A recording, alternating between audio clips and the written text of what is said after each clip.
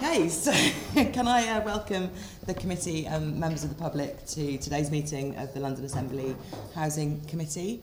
The main item we'll have today is a Q&A session on affordable housing delivery. Members of the public can follow the meeting on the webcast and on Twitter using the hashtags Assembly Housing and Affordable Housing. Can I remind our members, our guests and the audience to turn your phones off and put them on silent, if not. And can I ask if any apologies have been received for the meeting? Thank you, Chair. We've received no apologies for absence. Okay, thank you. Item 2 on the agenda is declarations of interests. Can I ask members to note the list of officers on the report and ask if you have any additional interests to declare? No. Thank you.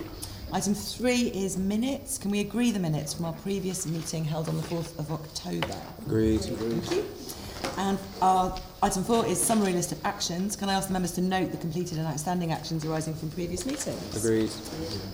Item 5 is action taken under delegated authority. Can I ask the committee to note action taken by me to agree the committee's report, hearing resident voices in social housing? Agreed. Thank you. Right, we're on to our main item today on affordable housing delivery. And we are just waiting for James Murray, the Deputy Mayor for Housing and Residential Development, but he'll be here shortly.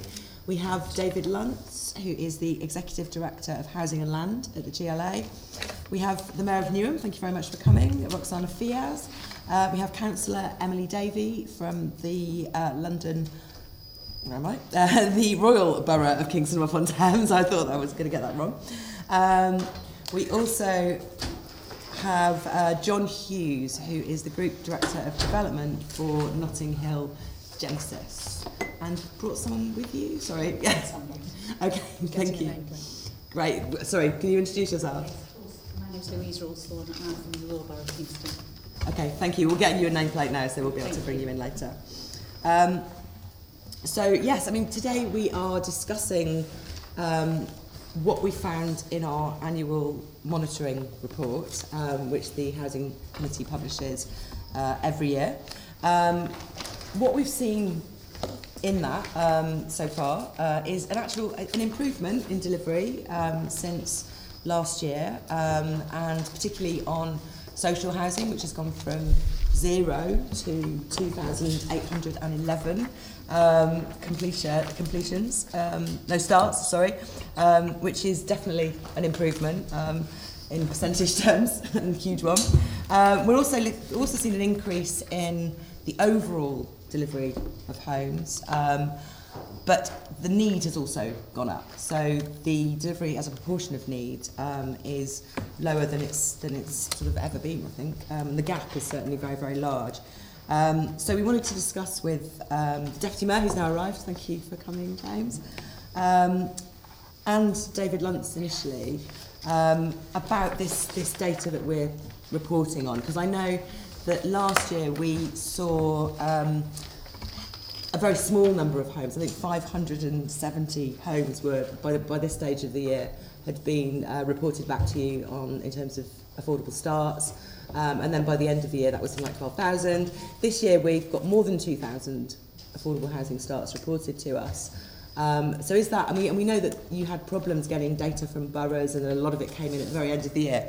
So does 2,400 represent an increase in delivery, or just an increase in the amount of information you're managing to get from boroughs? And will we see the same kind of jump towards the end of the year up to the target levels? Because obviously that's still way below the target.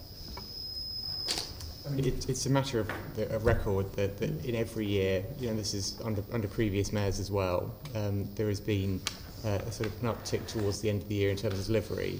And I appreciate this sort of comes up periodically. People raise a question around it and we explain it, and people broadly accept the argument, because you look at the record historically and it's been the same every year. Because the way that starts are recorded is when they're logged onto the system, when they're logged as a start. And so housing associations or councils who are building the affordable homes might begin them during the year and then make sure they log them towards the end of that financial year, so they're logged in that year. So the pattern where we see the number of starts gradually rise throughout the year and then have an uptick towards the end is a very well established pattern, which, as I say, you can see every year looking back for many years. And that indeed is the trajectory which is following now. The positive news around the trajectory this year is that if you compare where we are at this point of this year to the same point last year, we are ahead of the curve, as it were, towards hitting our target. So that's probably the more fair comparison to make, or the more interesting comparison to make. Is that real then? Do you get the feeling, is that what you're telling us? Well, It gives you greater confidence, because as I say, the recording of starts is based on when they're logged, rather than literally when they start. They might start and then people log them a couple of months later, just because of the processes of that housing association or council. And the fact that at this stage in the year there are so many already on the system obviously gives you greater confidence about hitting that target at the year end. And I know there's obvious reasons why people pick up on the quarterly or whatever targets, but the year end target is the one towards which we're working. Okay, David, do you have any comment on that? I know last year you were trying to make improvements in this so that we could track you through the year and your progress. Yeah, I think last year was an unusual year for a couple of reasons, really. I mean, one, the trajectory and the steep curve at the end, I think, was reflective of a new programme, a big new programme, just beginning from a very low base. And I think the other slightly unusual factor last year, of course, was that we spent a lot of the year negotiating contracts with individual providers and getting those contracts finalised and agreed. In many cases, was quite late in the year, and until contracts were formally agreed and ratified, it wasn't possible for partners to actually enter start. So last year, I appreciate there was a very, very steep curve at the end, and as James says, I think there'll be another curve this year. There's no doubt about that, but it shouldn't be quite as steep as last year. Did you want to come in quickly? Yeah, check. Can I just really good to start with actually the definition of start, because although David and some people here are experts, we have an audience and we have people on. If you just actually define what starts are, and I have to make the point, I'm not trying to make it a political way, but when Richard Tice went round London and photographed all those sites that, inverted commas, didn't look like they started, it's all about transparency, isn't it, effectively? And I'm not sure if anybody in London other than David really understands the whole concept from beginning to end, so if you could explain it clearly, that would be helpful. So, I mean, the way we define start, there's three things that are crucial to defining a start. One is that there is a contractor contracted to build. The second is that there is access to the site concerned.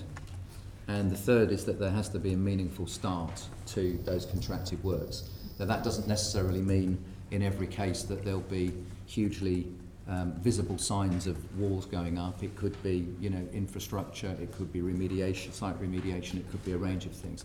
But those three things are the trigger points for defining a start. So it's not just a planning consent, it is a contractor, it is site activity, and it is obviously access to the site. I think Andrew wanted to. A significant number of the schemes last year that were started were actually restarts, and they were in a previous year's scheme, and they were stopped and restarted. Are there any of those currently in the list of schemes that we have before that have been restarted from a previous year? So yeah, I mean, as you know, we did remove well over 1,000 starts from previous programme, and that was done because those starts were unlikely to complete within the contracted time frame, which meant that the risk was that they would disappear altogether. So we deliberately restarted those and accounted those as starts and excluded them from the earlier numbers. So in other words, we've deleted any double counting. So that's an important point. There is no double counting in the numbers. You corrected the previous years. We corrected the previous years. Now, my team is on constant watch to ensure that there are no repetitions of, if you like, starts that again have to be deleted, and that's a regular review that's done with all of our partners. But I can promise you that if there are any future examples of starts that need to be restarted, then those, if they occur, will be stripped out and not double counted again. So are you confident that in the current declaration of starts that you have of 24, what is it, 2400? This, 2400. 2400. 2400. Most recent data. So you're confident that of the 2400, which is not a big number, so it should be relatively easy to know whether or not any of those are at risk of being restarted. They shouldn't be, no. They shouldn't. And when they, if you are going to restart schemes, is that something that you could notify the Assembly of if it's not going to happen that often? Is it something that you feel that you could notify the Assembly of? Oh, certainly. If when we do any reconciliation, if there is any further evidence of a need to restart, then there is no issue at all about notifying the Assembly of that. Okay. Because, you know, we're very clear that there will be no double counting. The definition of a restart is what? I mean, how a scheme would be restarted. This is quite significant because if you take out the restarts from the previous year, the Mayor failed to meet his own target. And so it's quite significant that we ensure that we know what a restart is, because otherwise it looks like cooking the books. Well, we're certainly not cooking the books, and of course It looks like it. well, I'm sorry if it does, but any restarts, any double counting, as I say, will be stripped out of the programme. So if there is double counting, or if there has been any double counting for previous years within the 116... So what is a restart?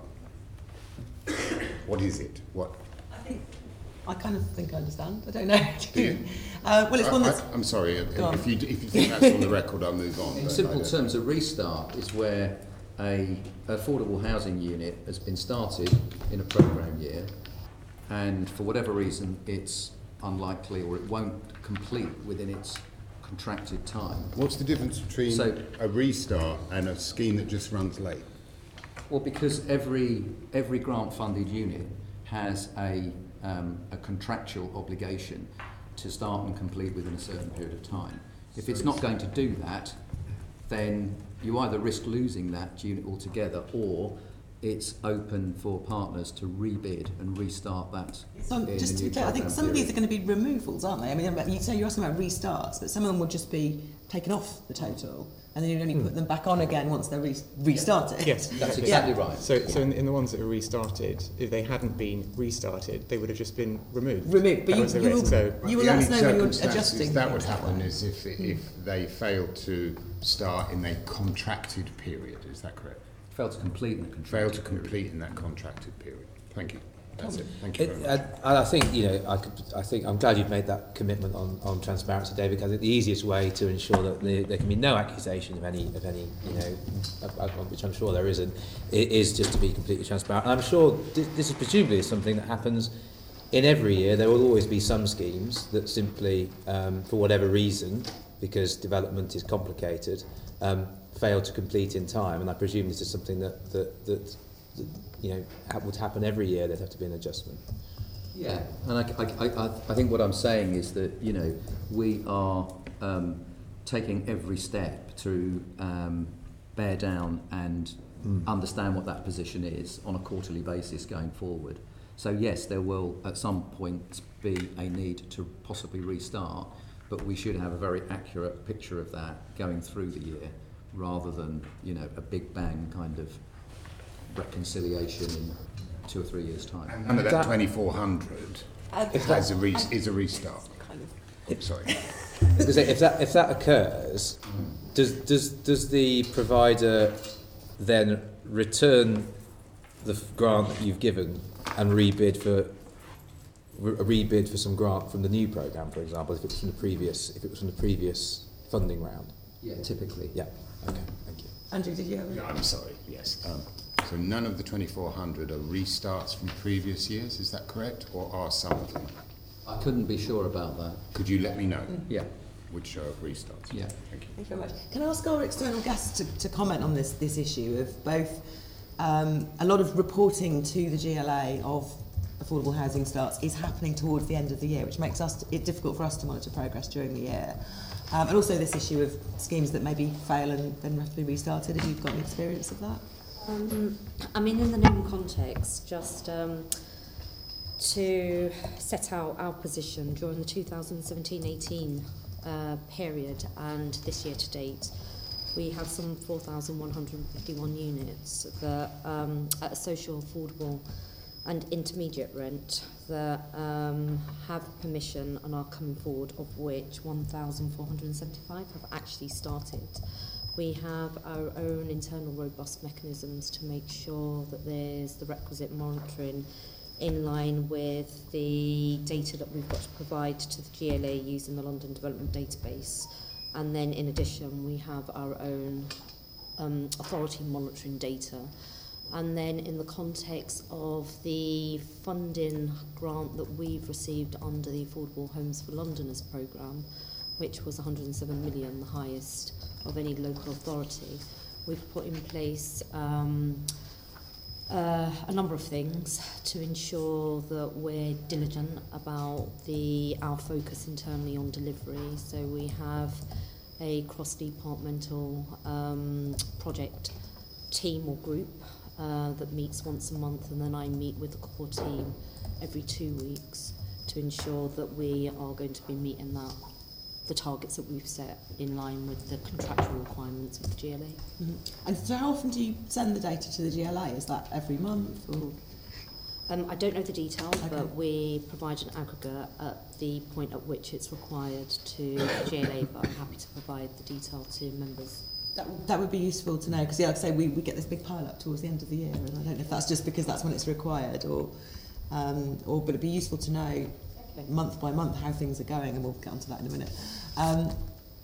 Councillor Davey. There's been a change of administration in Kingston, and it's made a radical change around what's actually happening. Previously, I can't account for what the previous administration did, but looking at the figures, there was remarkably little to report to you. You're looking at, in the last 3 years of 48 shared ownership, it looks like about 56 affordables, and for several years no social rent. For 2 years no social rent, then you've got 76. So there was not much going on. Going forward, we've got 2 projects. We're reporting to the GLA quarterly on them. One is a regeneration which will increase by at least, thanks to the GLA money, at least another 100. So we're replacing all our existing council rent. So anyone who wants to stay on the estate as a council secure tenant can, and then we're adding another 100 or so to that. We're in negotiations, so we can't say exactly how many we're going to have at the end of it. This is negotiations with our preferred bidder. In addition to that, we have the small sites programme, which we've been very grateful again to the GLA giving us money for that. And that's the first tranche of that. We're looking at 95 properties, and we're looking at London affordable rent and 15% social rent. The 15% social rent we've put in because we want to have disabled accessible properties, disabled adaptive properties. If you look at the research into who is having the most difficulty finding properties, and is often the physically disabled. And so we've switched from trying to buy street properties, using our right to buy seats to buy street properties for the disabled, which was not working, was not value for money, to actually say, use the small sites programme to get the social rent disabled accessible properties. So yes, 4 times a year, but really, I've only been in position for 7 months.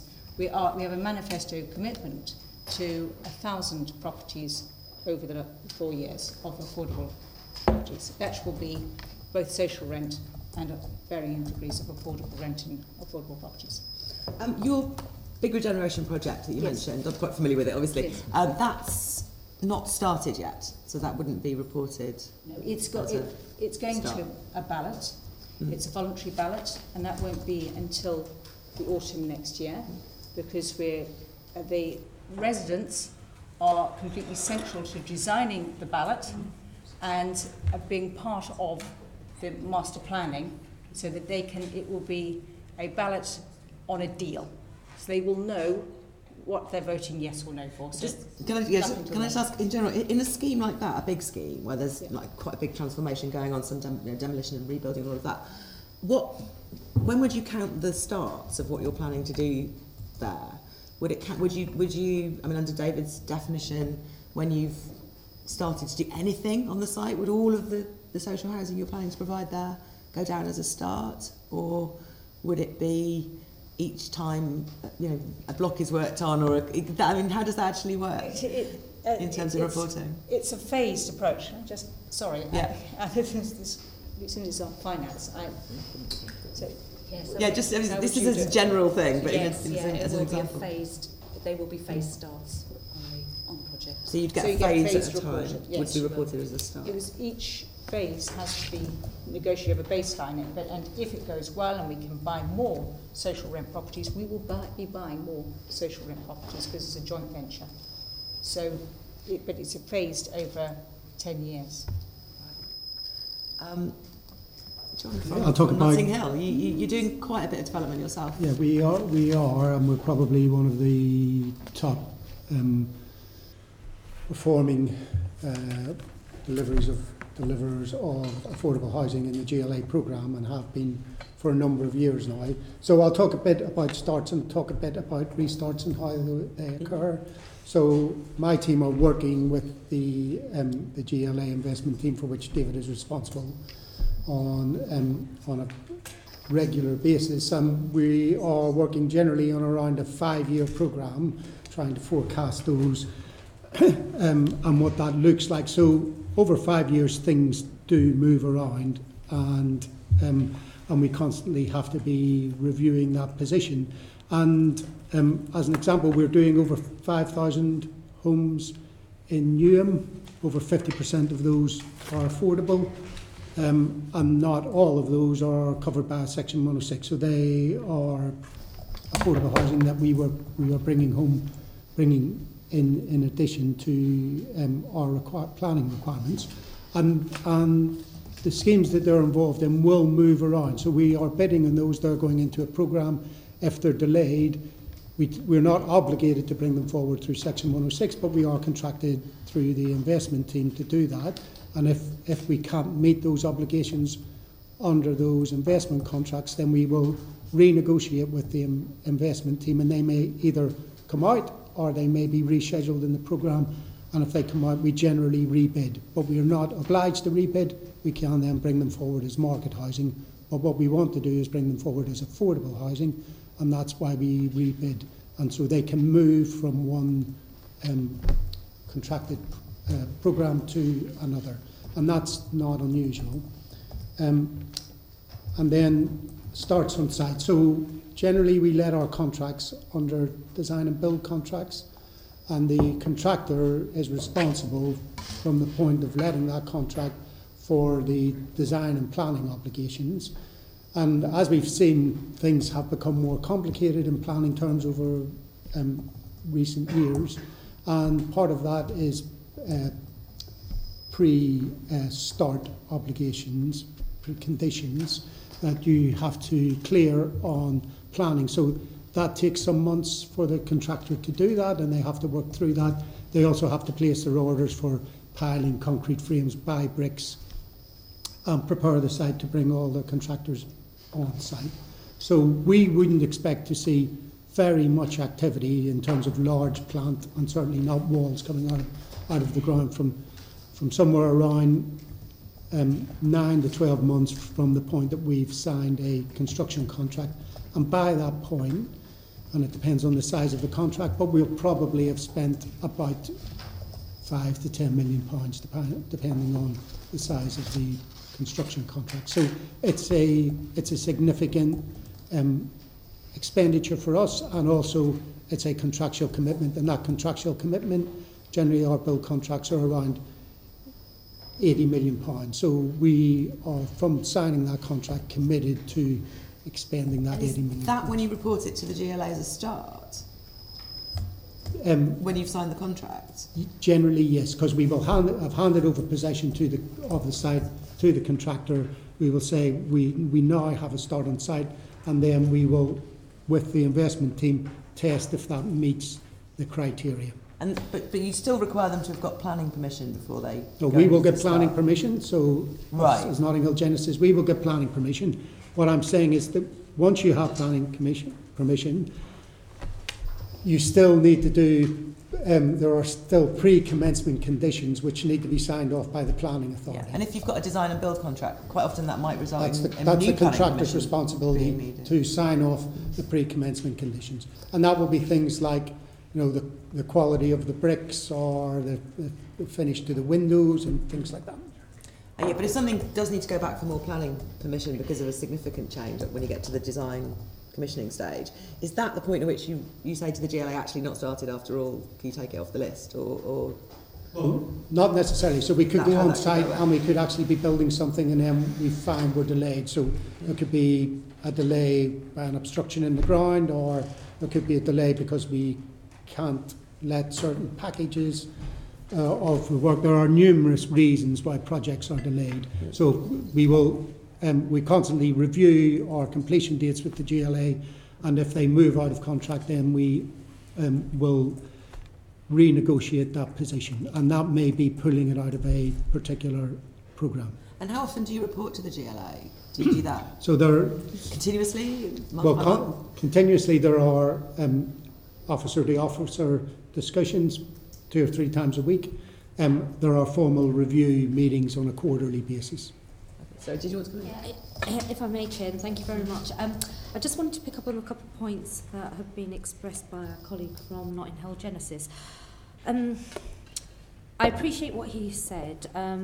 Just coming back on the point around reporting, it's going to be very difficult for our officers in planning and regeneration to ensure the constant update to the GLA, because we have to provide a robust set of statistics at least once a year. I think at the summer is a point. The issue around sort of starts, essentially and fundamentally, there's a flaw in the system in so much as once planning permission has been granted, once the conditions are met in line with the definition that David Lunts has set out, you could have a spade in the ground, but with regards to the affordable unit delivery, that may be phased further down the pipeline. So it skews our ability as both a political leader putting the focus and putting the pressure on officers to deliver affordable housing, genuinely affordable housing for our residents, plus the pressure that has been placed on our officers by the GLA to ensure that we're able to provide accurate stats. Because in essence, the definition of start is such that it doesn't sufficiently provide the nuance around starts genuinely affordable housing. Yeah, so you're saying a scheme that involves affordable housing somewhere down the line, if there's a spade in the ground but phase 1 is all market, then it still counts as starting those affordable homes, effectively. Essentially, technically. So, for example, in Newham, we have a significant development called the Stevenson Street development in West Ham ward. There's some 3,500 affordable units that are due to be coming, and that's a significant big site. But for those affordable units, that's where we extract the money in terms of the grant. But the affordable housing is held back because the developers are saying, due to a whole series of viability issues, they can't start the affordable unit delivery until, say, 5 years' time, but that's still counted as start. Wow. Which Stevenson Street. Stevenson. Sorry, I don't think. I've got a few more questions to go back to the officers from the GLA, but if anyone wants to come in on ask Particularly ask Notting Hill Housing. Yeah. My point's very similar to the Mayor's point, actually. And do you see where the market is at the moment that you may be reporting X in terms of the affordable mix or the private market mix coming forward, and the market may, to use a polite word, correct over the next 4 or 8 years, and then you may have to go back. So in our words, David and James are maybe reporting figures that may then go up further or may go down further over the next 4 or 8 years. So our programme always moves around and it's always subject to adjustment. And as I said, we are projecting on a sort of 5-year basis, which is around 12 to 14,000 homes. So things will move. There is absolutely no doubt in that. and some schemes are delayed and some schemes come earlier, and we always need to make an allowance for that. Will the market impact on that? I think planning is probably more influential in terms of the mix than the market is.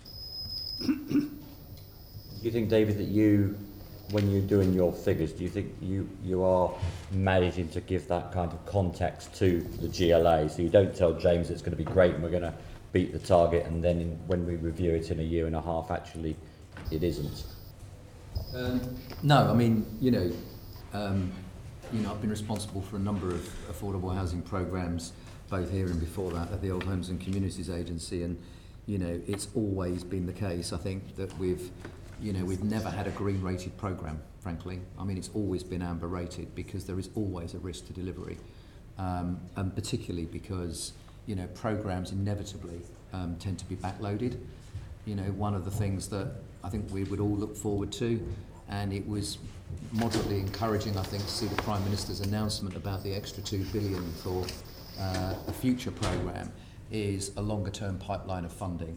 And until we get that sort of 10-year at least funding line, it is very difficult to see how you avoid this constant, building up a programme and then it crashes and then you've got to rebuild it again. So for that reason, there is always likely to be a risk to a backloaded programme. I think for the sorts of reasons that John was alluding to, we should be aware that there are additional risks because of external market circumstances, because the planning system doesn't always operate at the speed we would like it to. And we're undertaking a whole range of measures to try and manage and mitigate those risks as best we can with partners. But at this point in time, I don't think it would be accurate to say that this is a risk-free programme. Clearly it isn't, and we've got a lot more to do.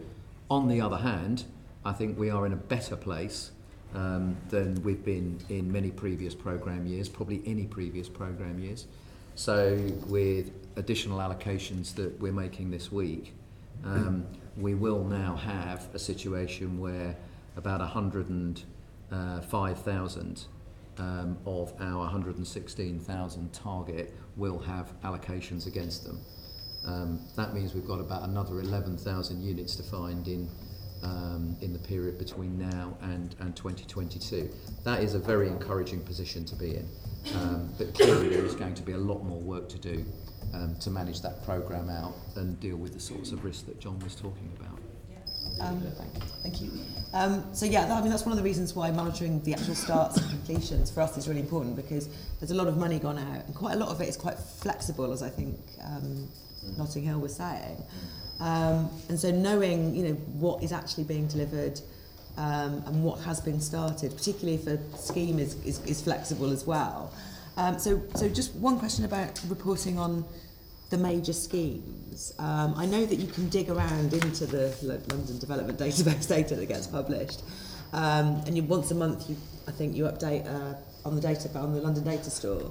There's a big spreadsheet that comes out there, which is scheme by scheme. But I don't know if is it possible for you to report in your sort of quarterly monitoring reports on the progress of some of the major schemes in a bit more detail, so that we know if the scheme is like a whole scheme and says started on the spreadsheet, that's not as helpful as knowing when we're actually going to get things like the affordable homes within that scheme delivered.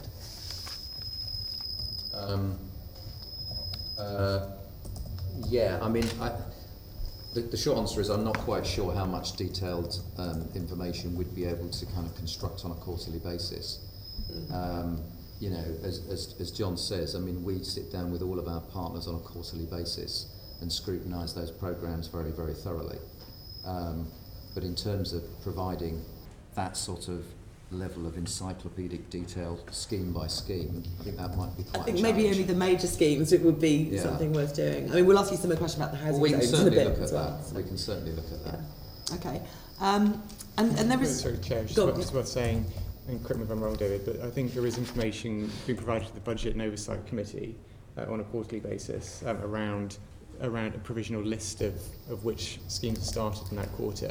So there will be information there, and then it'll be checked and consolidated and cross-referenced at the end of the year, so you can see which which individual starts are being recorded. So that might be a way to keep on top of them. And I mean, just anecdotally, I might ask David just to jump in with any detail here, but anecdotally, I feel like if you look at the list of starts, you know, they are some of them bigger than others, but they're all generally.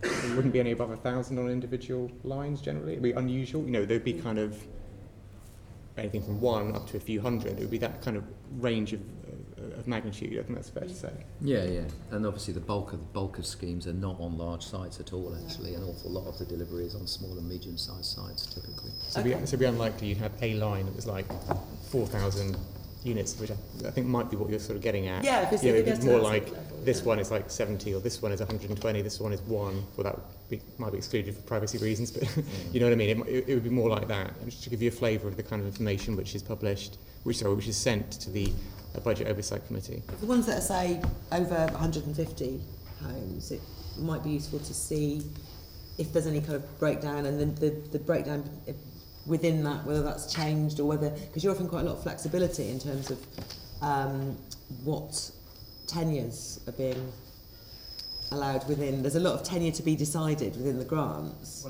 I think once they are reported in the arrangements I just set out, the tenure would be clear at that stage. Yeah. So the strategic partnerships with the big housing associations have broad targets and a degree of flexibility, which we work with them over time. But by the stage they get recorded on the system, I think there should be a lot more clarity around what tenure they are. Fair enough. The other thing that's missing from the spreadsheet that comes, and again you can go and dig in for this, but that's so which really, spreadsheet? The London Development Database extract that gets published, which we look at once a month. It's around about once a month, isn't it? I think that it comes out. Within that, you can't see the size of the homes, and we don't see that within the quarterly reports either. And obviously, that's a big concern for us as a committee. Will that be possible to publish starts and completions according to size of homes in your reporting? On a quarterly basis? Ideally. Again, I mean, I'd have to go and check. I'm not sure whether we do provide that quarterly internally. I mean, it's all on the system, and we can certainly report it, and clearly we can, report that on an annual basis. I'd need to go and look at what would be involved if we were to report that level of detail quarterly. But again, I'm happy to look at that and let the committee know. And then finally, a question for James about your fast track planning arrangements. Are they speeding things up? Is there evidence to show that you're getting more things through planning more quickly thanks to that sort of incentive that you've got?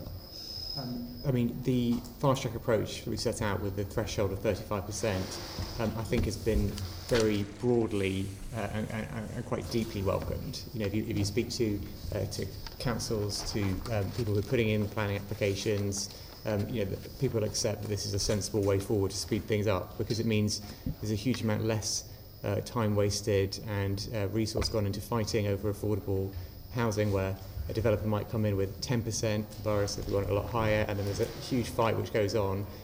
If we just say to the applicant, do 35% from day one, that then speeds the whole thing up. And to see that feeding through obviously into completions is many years off, because you have to get planning permission, implement it, complete it, and so on.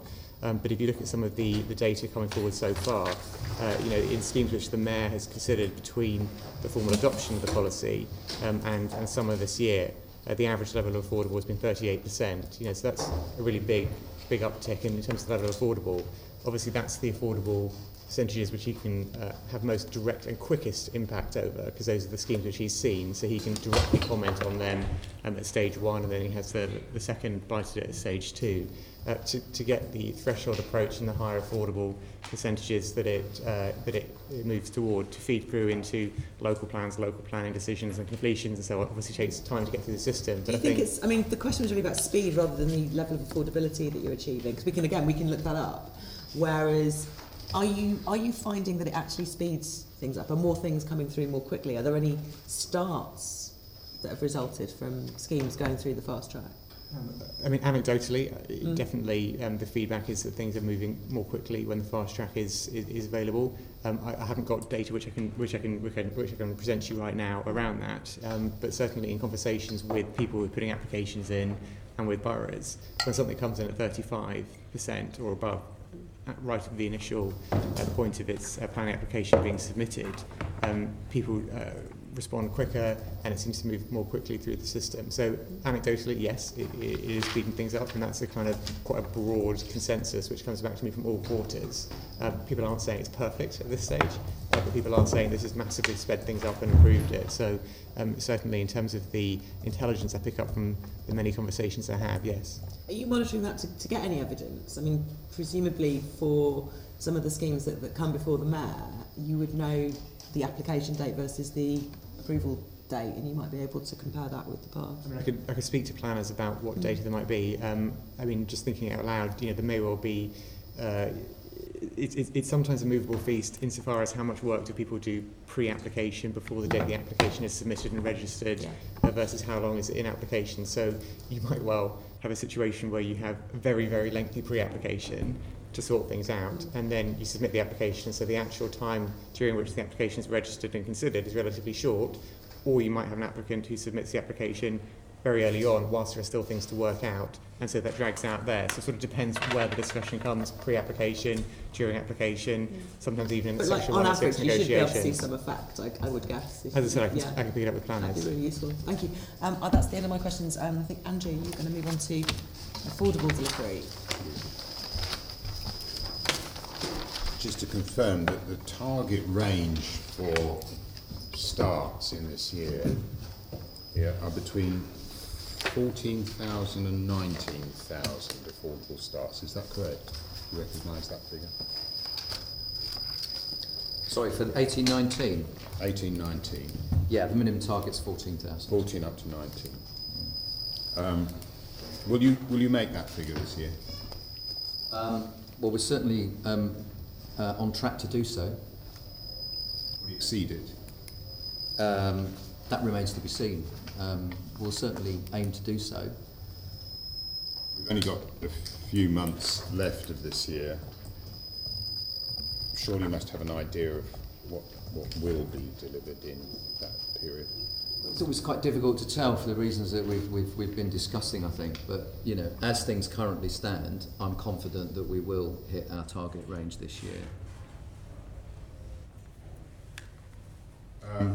The original target for starts, when the first 3.15 billion was developed from government, was 90,000 by March 2021.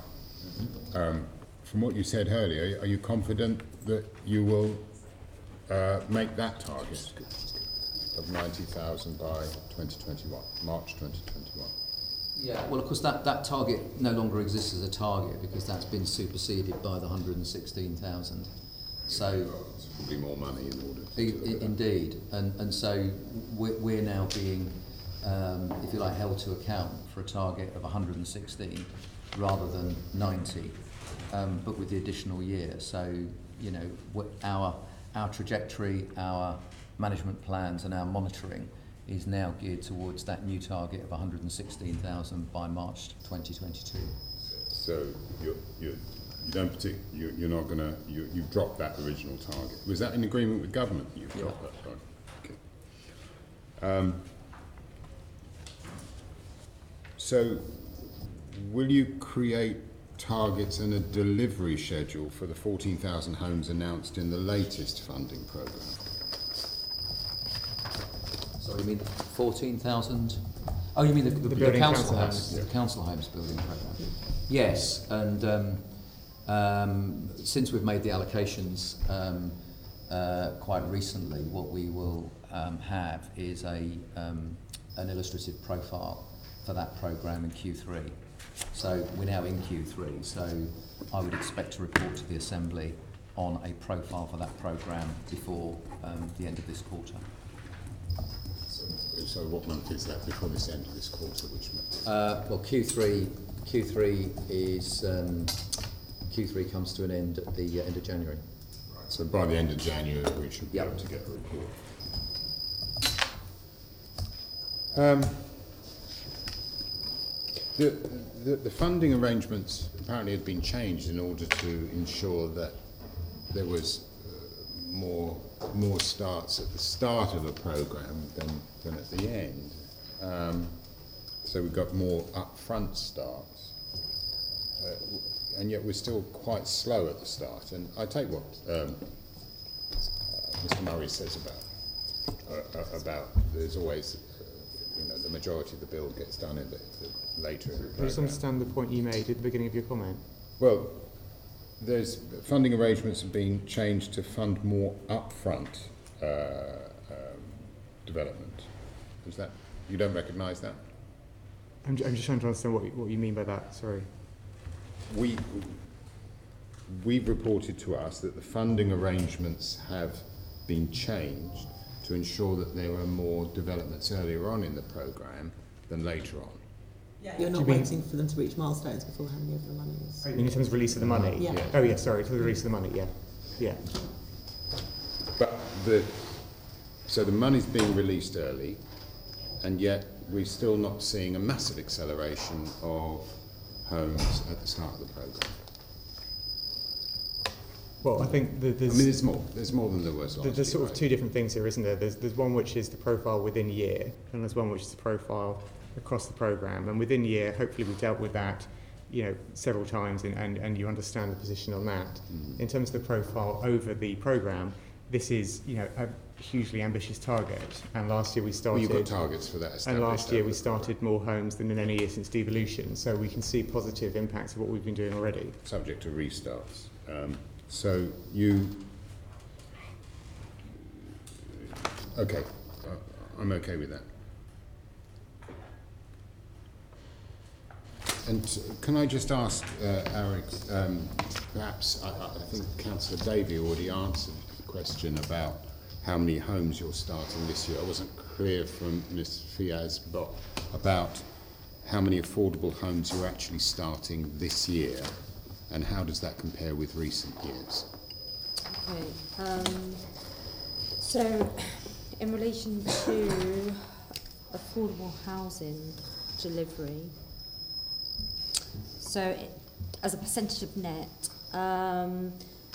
this year the figure is 12%, but it shouldn't be seen in isolation in that it's skewed by the step trajectory approach to understanding the aggregate figures.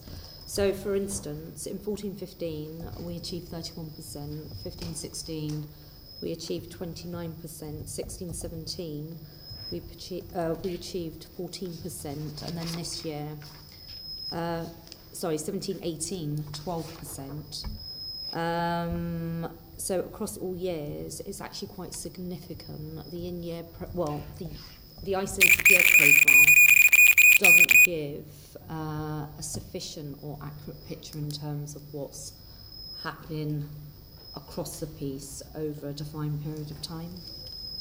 So those percentages relate to the percentage of affordable homes within the builds? Yeah, affordable homes as a percentage of total delivery. That's a decline, though. It's a fairly significant decline, is that correct? Am I reading those right? 31, 29, 14, 12. If you'd want to read it in that way, but I wouldn't read it in that way. I would read it as a positive contribution to the quantum number of affordable homes being delivered in Newham over a period of time, because this just is a snapshot of a particular year, whereas in preceding years, actually, the numbers have been quite significant relative to the 17-18 year. So judged over, say, a 4-year programme, rather than in each individual. And I'm anticipating that the data for 18-19 will be a significant improvement to the 12.4% based on what we're putting in place in Newham presently. Lovely. Thank you very much. Thank you for that. Councillor Davey. The figures I mentioned earlier about the small sites programme, that's on our land, that's our HRA land and our general fund land. That's separate to what we can get via the developers, which the figures I gave you earlier are from the previous administration are what you get from the developers developing areas within Kingston. I was also thinking, listening to your discussion, there seems to be, when you're doing a regen and you've got people to rehouse, and when you get grant funding, you're more likely to have more affordable starts at the beginning of the programme than if you've got a place where you've just got a bit of land and you're delivering it where you're the funding. Do you see how that may be why, I'm just suggesting it may be why you're finding it difficult with what the Mayor said, if you understanding the starts and restarts, and within programmes is you're looking at apples and pears in development. If that helps. So for regens, where you have to move people, the affordable comes first. Because you've got the money and you've got the people. Non-regens, or just brownfield, like there aren't that many in London, but brownfield developments more likely to have market housing up front. That's if you choose to keep your tenants put. If you choose we've chosen to say to our tenants, you may stay. That hasn't happened in the rest of London. I don't know about other bits, but yeah, some places not. But if you choose to say, you may stay, and also we get funding, then you'll get more up front. Yes, I understand. Mr. Lunts, sorry. Yeah, maybe I wanted to jump in maybe with a little bit of context here, because I think it wouldn't be accurate to kind of infer from this conversation that, generally speaking, affordable housing kind of massively lags in these big projects. In fact, often it's the reverse, and the remarks we've just heard are right, I think, where you've got decant needs, for instance, affordable housing is likely to be built first. It's often the case as well, certainly in my experience in a lot of the large projects that I've been involved in, that affordable housing is often front-loaded into programmes, largely because it often helps cash flow, frankly, because if housing associations can come in and buy those units and actually get building early, that helps with the cash flow of large projects. It's also the case that, you know, in many instances, you know, having a sizable element of affordable housing delivered relatively early de-risks a project. So I think for a number of reasons, I wouldn't want the committee to sort of leave with the impression that somehow affordable housing is kind of backloaded in these schemes. It's very often I think the Mayor confirmed at the last Mayor's question time that he will always find a place for luxury housing. So he's confirmed that. Also, I mean, if it's a regeneration scheme, that's not net new housing, even though it counts towards the starts target. So I think the argument that it's because it's replacement then it's sooner doesn't necessarily wash if you're just replacing something that was there in the first place, because you should definitely be getting on with that first. Nikki, you had your hand up. Just that was interesting in relation to the Letwin review, because the Letwin review is making the recommendation, and I don't know how much it applies to London, but some of his case studies were from London. And this is large schemes, that there isn't enough. One of the reasons that these schemes go so slowly is that the affordable housing isn't part of front loading. You know, there's very slow market absorption, and there are ways that you could actually flex that and bring forward different kinds of tenures for different income levels. And I'm just wondering what your response to that would be. I mean, the Letwin review, we work quite closely with his team. You know, the Mayor met with Oliver Letwin, I met with him a number of times. The teams worked together because we wanted to make sure the London case was well represented in the final report. And I think actually what Sir Oliver Letwin's report focused on was not necessarily just the phasing, but just the amount of affordable housing, and saying that his message was to speed up build-out rate more generally. You want to, in his terminology, diversify what's being built. And the argument which we made very clearly, and which, you know, there was definitely some exceptions for in his final report, is that the primary, and in some ways pretty much, you know, the not the only, but the overwhelming way to diversify schemes in London is through affordability. You know, it's not through different design, it's not through you know, other sort of different approaches which might work in other parts of the country in different developments. In London, the barrier to building quickly and indeed therefore to meeting housing need is affordability. And that's the point which we very much agree with in Sir Oliver Letwin's report.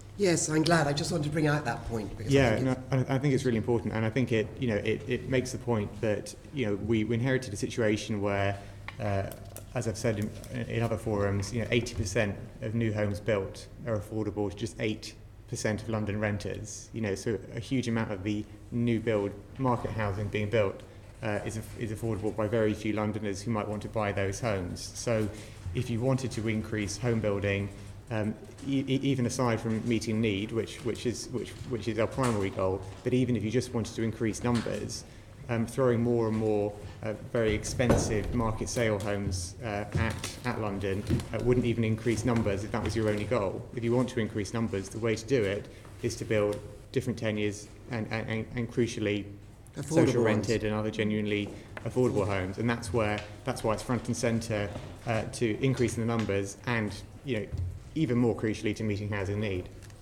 Thank you.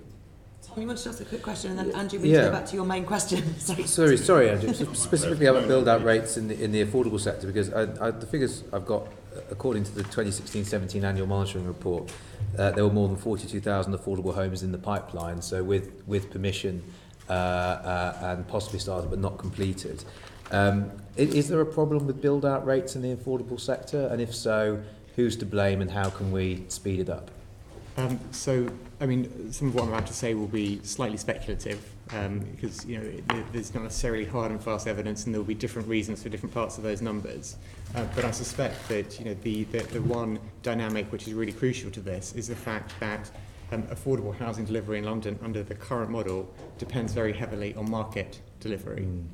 So the amount of grant we get, although the headline amount, the 4.8 billion, is a very good settlement that we managed to secure.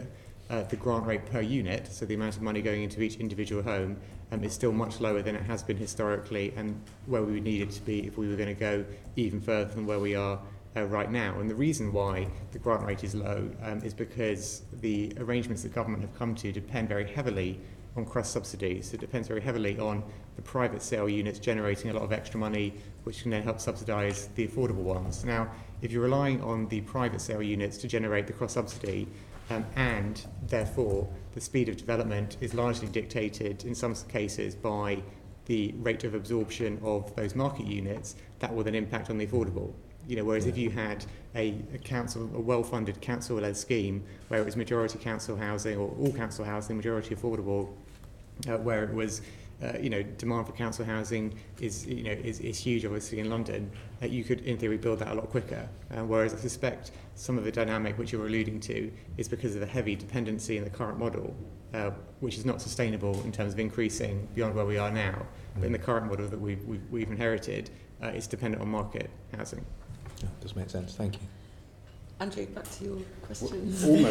Almost finished on my section. Have you, Chair, got an answer to social housing that you? We didn't ask Notting Hill to report on their original question. Okay, So but no. in terms of, you've got an answer in terms of social housing. Yeah, no. But we do want to make sure we get that off as well. If you want to ask them. Yes, certainly. So how many? To Mr. Hughes, how many affordable homes are you starting this year, and compared to previous years? Okay, so last year... Affordable homes, sorry. Last year, we started 894, which was 51% of our overall development programme. We completed 499 homes, which was 51% again of our completions last year. And this goes back to something that James said earlier about moving through both the programme and also moving from the previous planning regime of the GLA to the new planning regime of the GLA. So this year, so far, we've started 283 affordable homes, which is 64% of our programme, and we've completed 467, which is 71%. And we expect to complete around 930 affordable homes, which would be over 50% of our overall programme. That's very straightforward. So last year, 894 starts, 499 completions, is that correct? And then this year, 283 starts, 467 completions, which makes sense if it goes over a year. So, Yes. yeah. Thank you very much. Thanks. So the extra completions are just slippage from the previous year? No, they're just a bigger programme. Okay. So, so there are a number of factors which have influenced our ability to deliver more affordable homes. That's been the increase in grant, and particularly the grant coming back for affordable stroke social rent, which previously had been effectively removed, and also the change in planning policy, where we've seen the requirement for affordable housing at a very low level, around 10%, and that's now moved up to a minimum of 35%, which we very much welcome. And in terms of delivery, commenting on the, does the fast track have an impact? Absolutely, yes, it does have an impact. But there are many other things playing out as well which make that less clear. So the local elections and the change in administration across the city, we're still seeing many of those administrations and those planning committees settle down, and that's, I think, playing out in some delays. And also there are a number of moving policy positions as well. So the emerging London plan being reflected in local authority or local planning authority plans, and also the position on industrial land and a higher level of affordable housing. So we're in a period of considerable shift in policy, and that is, I think, having an impact on the ability to make decisions of those planning authorities. Very quickly before we move on, for each of you, can I ask, from this year's starts, what number and what proportion are actual social homes? Because that's a very impressive number of affordable, you've just said that. What percentage of those and what number are social? Because there are now grants for proper social rented homes available in London. Are they coming through into your staff? I don't have that number. I knew you were going to ask that question, because when I was going through those stats, I knew you were going to ask me how much. I've just got them summarised as subsidised rent.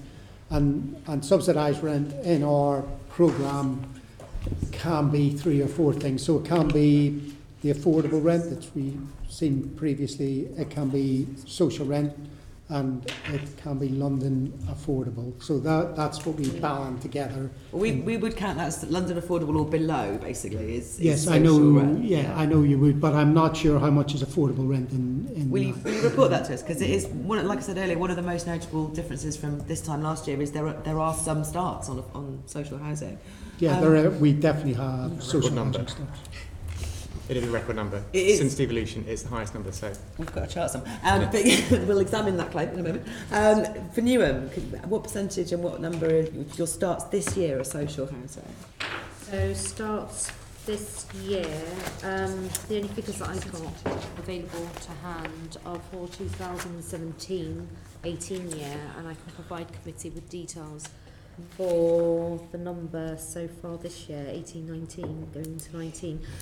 But for 17-18, of a total of 460 gross affordable, of those 60 are social rent. However, coming forward, in light of the Affordable Homes for Londoners grant allocation that we've received, which is the £107 million, what we've done in Newham is recalibrate our housing delivery vehicle, Red Door Ventures, which was largely looking at supplying affordable homes in the private rented sector. We've reconstructed the vehicle, so with that money we will be looking at delivering 50% at social rent levels, so in line with the London affordable rent. And of those, just under some 800 have got planning approval, and 100 have already will be started by the end of my first year in office. Okay, so those should start coming through in the pipeline quite soon. Yeah. We would have over 300 social rent units on site in Newham. Over what period, sorry? Well, this year. they wouldn't have necessarily started this year. Some may have started last year, but it's about 300 currently on site. Kingston? Well, as I say, it's been a change of administration. Number of social rent for the years 18, 19, 0. A number of affordable rents is 6 and shared ownership is 27. But we're working with very low numbers to begin with. Very low in the base, and where our projects, where we're looking at, is our small sites, first tranche, 95 to get people moving in. You know, that level is 2021. It's going into planning just in January. We're moving as fast as we can. We do have we chose to use our right to buy receipts after May. We chose to use the right to buy receipts to give to Richmond Housing Partnership to develop a site where we have 100% of the nomination rights, and that should become, that's 20 new homes coming on stream probably next year. As for the rents on that one, it's whether it's a London affordable or a social rent, and I know there's a small difference. I can't immediately tell you. Okay, no worries. If you can fill us in, that'd be great. I've just been checking our monitoring report. The Deputy Mayor is completely right. This is a record in terms of social housing delivery. In fact, if you minuted verbatim. If you average, I would recommend everyone reads our monitoring report. If you average out the last mayoral term, there were 1,103 social homes delivered a year. Even if you average out 0 and 2,800, you're still beating that average. So, yeah, that is correct. So moving on. David Curtin, you have some questions, but I think the second one's already been asked. So would you like to press on with the... I'll do the first one. Yes. That's fine, okay. Thank you. My first question, actually, which I'll direct to James and David, it's about completions. We've been talking a lot about starts so far. But has the move to targeting starts as your headline number affected the completion rates? I'm thinking in terms of affordable housing in general, but also social rented housing too. So if you could give me an answer to how the completion rates are going. Well, obviously the majority of completions we would have seen in the first couple of years would have been ones which would have been in the pipeline before we got into office. There might be some cases where, for whatever reason, they've completed very quickly, or there's a particular circumstance which means that the development has been very short. But generally, the completions, obviously, we're seeing the first couple of years would be in the pipeline already. The decision around focusing on starts, well, agreement we came to with government around the target, which was set for the funding, starts was chosen because it's felt to be a better measure of what we can impact under, within this time period, which we can have a more direct impact on because of the lag in terms of completions. So completions would be a slightly awkward measure to be held to account to, because the lag and things might well have begun before this term and were then being judged against that. So starts is one which we can it's more relevant really to associate us with. It would, I guess, thinking logically about it, it would be very difficult to have a target for both starts and completions. I think you probably need one or the other. Because you would then get a strange situation whereby they might not match up, and you might have perverse incentives to rush a development in order to get a completion by a certain date. So you would have started it, but you might just rush it rather than doing it properly to get it completed by a certain date. So I think probably it makes most logical sense to pick either starts or completions, and starts within those two we think is politically more relevant. Sorry, I'll just come back to you now. The concern that people have looking at figures is that in 2017-18, there were 5,500 affordable homes completed. But that compares to an average of over 10,000 a year in the previous decade. And so what's the reason for that, do you think? Well, doesn't it show the failings of the government and the previous mayor? So it's the government and the previous mayor's fault. Okay. Well, I just explained that the completions in the first couple of years a lot of them would have been in the pipeline from before. So, to your question, you're suggesting it is the government and the previous mayor. I'm asking you. I wasn't giving a suggestion. I was asking you for your opinion. But what do you think the completion figures going to be this year, 2018, 2019? Have you got any projection for that? I suspect we do. I'm not sure I can lean on David to have a quick look now. So I think the affordable completions in 16-17 were, I think 7,347 is the number I've got here. It's quite difficult. I mean, I can get you a more accurate figure than anything I can quote to you now, because what we'd obviously need to do is to analyse the programme and look at where starts were a couple of years ago. Yeah, obviously, we're coming into the third year. Completions this year are largely going to be completions that might be a mix of, you know, starts under a previous programme and some starts under this programme. But I'm quite happy to come back to the committee with a that figure, because obviously people can only live in a completion. So, but I mean, talking about social rents as well. I mean, those are the figures we're for affordable homes, but you know, social rents are only a proportion of those. Genuinely affordable rents. I mean, have you got any figures for social rented housing completions in 2017, 18, 2018, 19, and what do you think the figures are going to be for that? Well, again, I don't have those numbers to hand, but they'll be small because 17, 18. Would you have a figure in our report that comes from your data?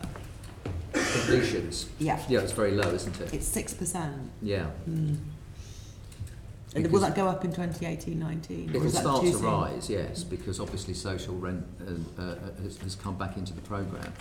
But I think you know, it is worth being really clear about the lag it takes to feed through into completions. You know, social rent fell to zero under the last year of the previous mayor's programme, the year that we inherited. We've now gone up, as the chair acknowledged, to record levels of social rent level starts last year. You know, for that to then feed through into completions, you know, it takes a few years for it to then actually be completed in terms of the homes being ready for people to move into. So there will be a lag in it, but the direction of travel, if you look at our starts, is really clear. Okay, thank you. Chair, if I may, just Newham's contribution alone to the quantum figure of social homes being delivered in 18-19 will be 103. So I'm on track. I pledged to deliver at least 100 homes at social rent levels in my first year. Okay. And as a consequence of the grant allocation that we've received at Newham under the auspices of the Affordable Homes for Londoners programme, we've been able to pivot our housing delivery vehicle so that it's able to deliver on my pledge around 50% homes at social rent levels, 1,000 across the term to be started, but at least 100 to be started in my first year. But we've already got 103 units that will translate to actual social rent homes by the end of the first year, already having planning permission granted and are currently being built. Okay, so that seems to be an improvement on the last year. Yeah, most definitely. I mean, last year, Chair, forgive me, the figure that I mentioned in terms of the total number of social rent units in Newham in 2017-18, I quoted 60, it's actually 12. I combined it with the 48 from the previous year. So last year, it was 12. By 18-19, it will be at least 103, notwithstanding Mr. Hughes's contribution through his development. You said, how many did you say, 18-19? We've got about 300. Some are completing this year, some are completing next year. I'll find out on that to you. Okay. Well, thank you. Yeah, so you got all the data. Thank you very much. Assemblymember Cooper is taking over. So I want to come back to James and David then about this whole business of, you know, it all plummeted to nothing and now we're gradually building back up, which is exactly what happens in housing. When do you think we can really expect to see a substantial increase in affordable tenures? You know, all types of affordable and especially social. Actually, John Hughes did mention the change in grant, but also the change in the planning and the fast track driving that, so the 35% and the 50%. So when can we really expect to see a substantial increase? I mean, so I suppose that there's 2 points there it might be worth just separating out, and one is around the fact that the logging of starts within a year and within a programme is always going to rise and then fall, and it's going to have that kind of trajectory. And I think we discussed that earlier on. But the second point, which I think you're alluding to, is the fact that the number of social rent homes under the previous mayor's programme went to zero. Now that is almost a separate thing from the general trajectory of starts within programmes or within year. That was, frankly, the previous programme didn't prioritise social rent. It didn't cater for it, and it's a decision that the current mayor has made and fought hard for and secured funding from government to enable to get social rent level homes started again in London. So the change from zero to 2,811 social rent level homes from the year we inherited to the first full year of the mayor's new programme, that's partly the programme ramping up.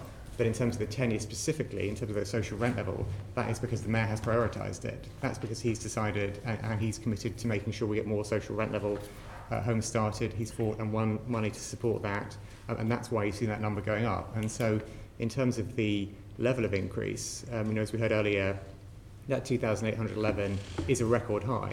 So actually, in terms of seeing things feeding through, that's relatively quick. In terms of starts, we've discussed how completions lag behind, but in terms of starts, it's a really quick increase from zero to 2,811, and it shows the impact of a deliberate commitment and decision and programme that the mayor's been driving.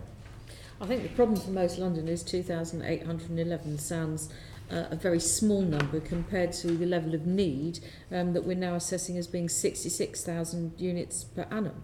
And so, that doesn't sound very substantial. So my question was, when are we going to see a substantial increase? If we want to see an increase up to the level that you're talking about, we need the government to wake up and to properly fund and to properly give us the powers we need to deliver those homes. And we've been really upfront around that, in that if we are to deliver anywhere near, 65,000 homes a year, 50% affordable, the majority being social rent, that's where we need government to step in and support us. That's where we need government to give us the funding we need and the powers we need and the capacity we need to actually deliver those homes. And crucial to all of that is seeing councils and City Hall able to take a much more active role in delivering those homes. If I give you an example in terms of the funding, at the moment we get around £700 million a year funding from government. Our initial calculations around how much we would need to deliver the homes that we actually need in terms of social rent and the overall numbers, it's more like 2.7 billion. So it's kind of 4 times the amount of money is what we would need. So I guess the short answer to your question, when we could see a true step change to deliver all the homes we need, is when government responds to our calls. Unfortunately, they seem to be busier playing some sort of esoteric game of rounders with backstops that I don't really care to comment any further on. I just wondered if I could ask, perhaps I'll start with David here, something about the housing zones. What contribution are they making to affordable delivery, would you say? Substantial. I mean, as I think the committee is aware, we undertook a review of the housing zones programme last year with a view to doing a number of things. One was to ensure that the zones were on track to deliver their overall numbers, and that meant that 1 or 2 fell out of the programme, and also importantly to increase the level of affordable housing. So the programme as a whole is still on track to deliver 75,000 overall starts by March 2021, and we are committed within that programme now to delivering at least 35% affordable housing as part of that. So you know us, we like detail, we like to be able to track how things are going, so you've given me some headlines there. 75,000 overall starts by March 2021, of which 35% will be affordable.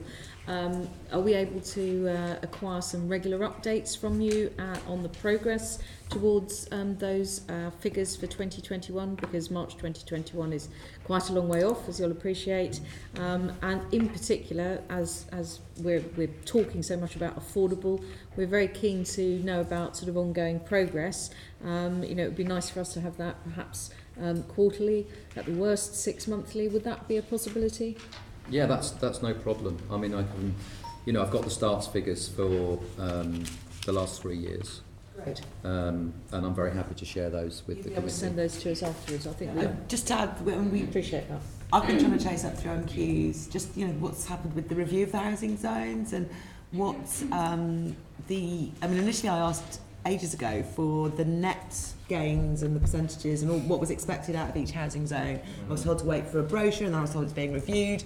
So we really could do with that really. What's the overall plan for the housing zones as well as its progress? Come to the regeneration meeting in January. That's our agenda item. Is it? Well, hopefully if you're providing that data anyway, you can write to us with it as well. Would that be possible? Because that was going to be my sort of follow-up to that, was to have the detail, but also you talked about 1 or 2 of the zones dropping out, and it would be good to have, the figures for each of the zones, and if that breaks down as to 35% as your expectation for affordable in each zone, or are there variants? Are some zones higher? Are some zones lower? Could we have all of that as well? Yeah, and I think absolutely, and I think I gave an undertaking at the budget committee last week to come back on that. I mean, I can assure the committee that the review is not, there's not some sort of big secret report somewhere. The review was done zone by zone, and we've obviously got conclusions from that, which I'm very happy to share with this committee.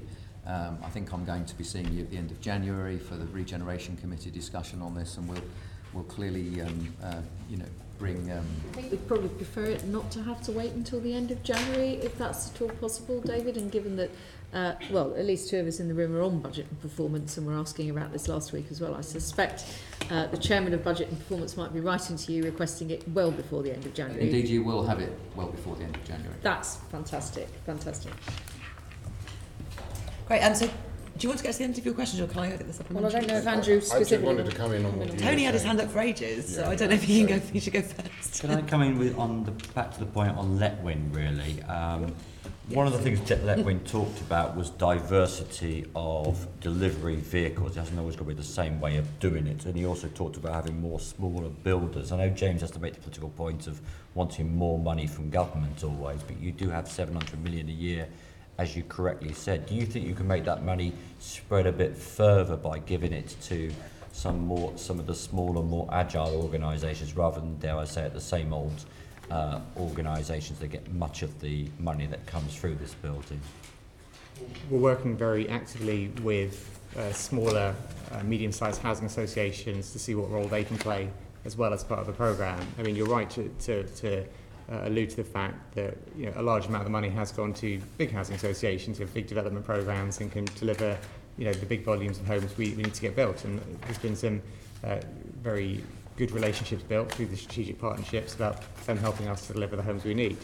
But it's also fair to say that we want to help those smaller housing associations and medium-sized ones to make a contribution as well. And there's been some really positive work, for instance, done through L&Q, where they are developing a programme whereby they can support smaller housing associations to deliver. So smaller housing associations who might have limited stock, but assets which they want to increase by getting more social housing. They're then working with L&Q as effectively the developer, as the builder of those homes in a kind of partnership relationship. So I think what we acknowledge is that there is a lot of desire amongst smaller housing associations to build, and what we need to do is find the way to unlock that. And as I say, the model which L&Q have taken, I think, is really positive, and we have discussions with other smaller housing associations as well about how they can best do that. We've recently, earlier this year, expanded the board, Homes for Londoners board of the mayor chairs, to include the chair of the G320, which is the small housing associations, and that's really positive in that having the chair of the G320 on that board makes sure that the voice of smaller housing associations is heard in those discussions as well. And do you have an overall, dare I say it, target that at the moment you're working with X number of the usual G15s and a couple of smaller ones, and you're working with the usual developers and a few smaller ones, and you would actually increase by a large factor the smaller housing associations and the smaller house builders and the smaller supply chain partners, so they do get more of the cake? I mean, the target we're working toward is 116,000, but in order to achieve that... No, the actual partners that are actually delivering... Well, as I say, no, we're not going to set separate several ones around that, because I wouldn't want to do anything which would detract from the outcome here, which is what we want, which is to build those affordable homes. So the target working towards the 116,000. As David said earlier, we've got allocations now for 105 of them, so we've got good size of allocations already identified. But if there are opportunities to work particularly with the smaller and medium housing associations who haven't had as big a role to play in the past, but we can help them to play a bigger role in the future, that's what we want to do in the coming months and years to help them help us fill the gap. But if I just quickly try and come back and get an answer on that, are you saying that you do think there'll be larger number of delivery partners, say in 2 or 3 years, than there are now? I mean, to be honest, that's not what I would give as a target we're pursuing. We're pursuing the 116,000, and we will work with a range of partners, and if it works with small housing associations, that's fantastic, and I want them to play a role. But I'm going to be absolutely rigidly focused on the fact I want to get these homes built, and that's what we're going to be focused on. Okay. So it's outputs rather than the size of the organisation, outcomes that's more important to you?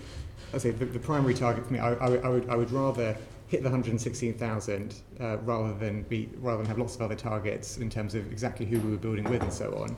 I think the crucial point to make there is that by engaging with as many different delivery partners as possible, we have a better chance of hitting that 116,000. So by going the extra mile with the small housing associations, trying to get more of them to build, we have a better chance of building the 116,000. The reason we're engaging with them is because we want to build more housing, and so engaging with them helps us do that. Likewise, the reason why we're engaging with, we've got the Building Council Homes for Londoners programme, is because we see councils as playing an absolutely essential role in building council housing, particularly social rent level housing, and so we're developed this programme with councils to build those homes. Well, actually, small and medium associations, although you said they've played less of a role, that's only been since 2010 and the change in the grant mechanisms which you discussed earlier. Before that, they played quite a substantial role. They've just found it much more difficult with the reduction in grant rate, which brings us back to the government giving greater support. And if the government gave greater support, then Tony's request for greater diversity and providers developing might be achievable. That's a very fair point. Okay. Andrew. Just very briefly, you conceded, Mr. Lunts, to Assembly Member Cooper that you would produce more figures about starts and all the rest of it. Can we? And you know, I've asked for these figures before, and I asked the Mayor to, along with the figures, to produce a list of the schemes that those figures relate to. It's a bit like pulling teeth to get that. We did in the end. Can we get that on a regular basis? A list of the schemes that those figures that you present to us relate to. Well, I think I've already given an undertaking that we will look at that, particularly in the context of the larger schemes. But there's going to obviously be a need to align the efficiency and the accuracy of reporting with the amount of data. But I've already given an undertaking that we will look to do. If you can't produce a list of the schemes they relate to, how can we trust the figures that you're giving us? How can we trust the totals if we can't see the list? We can look at the London Development Database, but it's about whether they're providing that. I don't see why reporting. this can't be a routine. Yes. I've given an undertaking to go and look at what we can do for you. We have agreed that that's going to happen. Yeah. Have we agreed that that's going to happen? Because I know I'm getting an undertaking that to look at, but not an undertaking to provide. Well, I've given an undertaking that we will look at it with a view to providing it, but I need to go and look at what is or you involved could in just doing say, so. I will provide it. That's what I'm looking for. What they haven't said is exactly how they're going to format this and how many schemes they can include, because I think that is a reasonable thing to say that they will look at, but they will provide something. But I hear very much what the request is, and we will respond as positively as we possibly can. I suddenly have a sympathy with dentists. I really do. This is so hard to get. Stop talking about dentists and pulling data. teeth, Andrew. My wisdom teeth are playing up. Yeah, We need to. I can knock that out for you. We need to press on because the deputy mayor needs to leave at noon. So the more we debate in front of him, the less information we can get out of him. So let's press on. Just wanted to ask. You wanted to carry on. It's on a different issue, and this is coming to This is where we get back into is it the G15 or are they now the G12, possibly even the G9? G1. The G1, yes, maybe It'll end even up being. Notting Hill and now Genesis all merged together. And it's that sort of thorny issue, which generally actually doesn't affect the smaller and medium associations quite as much, but some of the bigger groups have done quite a lot of disposing. And I just wondered if you could update us. You told us about your impressive development pipeline and the percentage of it that's affordable. Can you tell us a bit more there about anything that you've been disposing of in the last couple of years, and where were these homes and what did you do with the occupants in them? I can give you some of that information, but not all of it. So in 1718, which was pre-merger, Notting Hill Genesis disposed of 95 self-contained social housing units. 84 of those were by Genesis and 11 were by Notting Hill. 3 shared houses, which contained 18 rooms, were also disposed of by Genesis. I don't know where the Genesis units are. I would say predominantly North and West London, but I don't know much of the detail. The Notting Hill units were around largely Kensington and 1 or 2 in Hammersmith, and they were all disposed of because they were beyond economic repair. But worth a lot of money because of where they were situated. It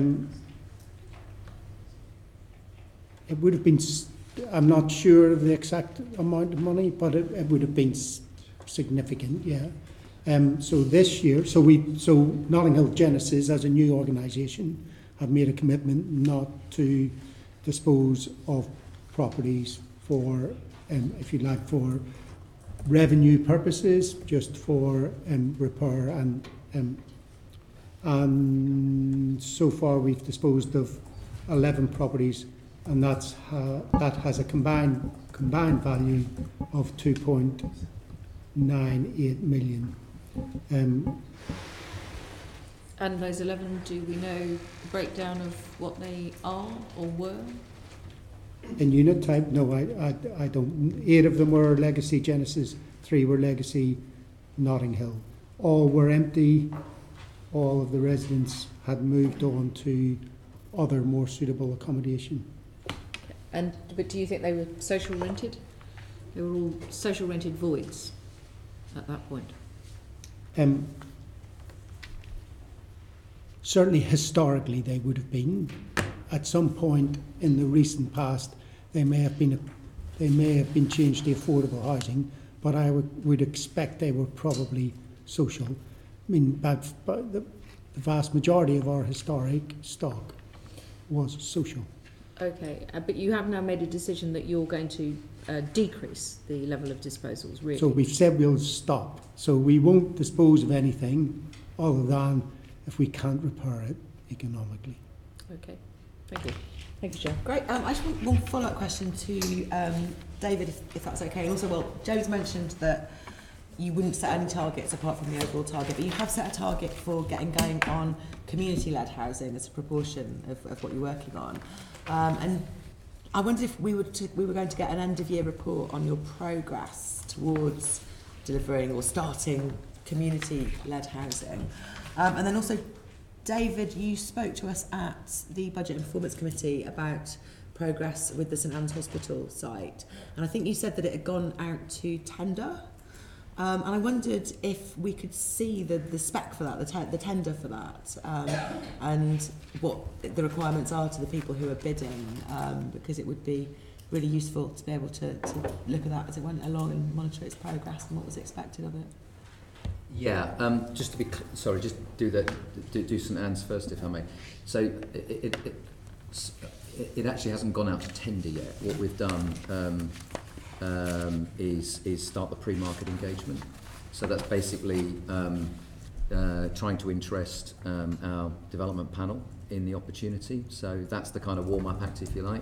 And So what sort of details are you putting out to them in terms of what's required on the site? Because I'm just concerned to make sure that it says, work with the CLT, yeah, it's local to it, and all of that inside. inside. Yeah, it's very clear about that. So the pack of information is very clear about the fact that, you know, we have an agreement with START, a community organisation there, and that will be a requirement to continue that engagement and involvement.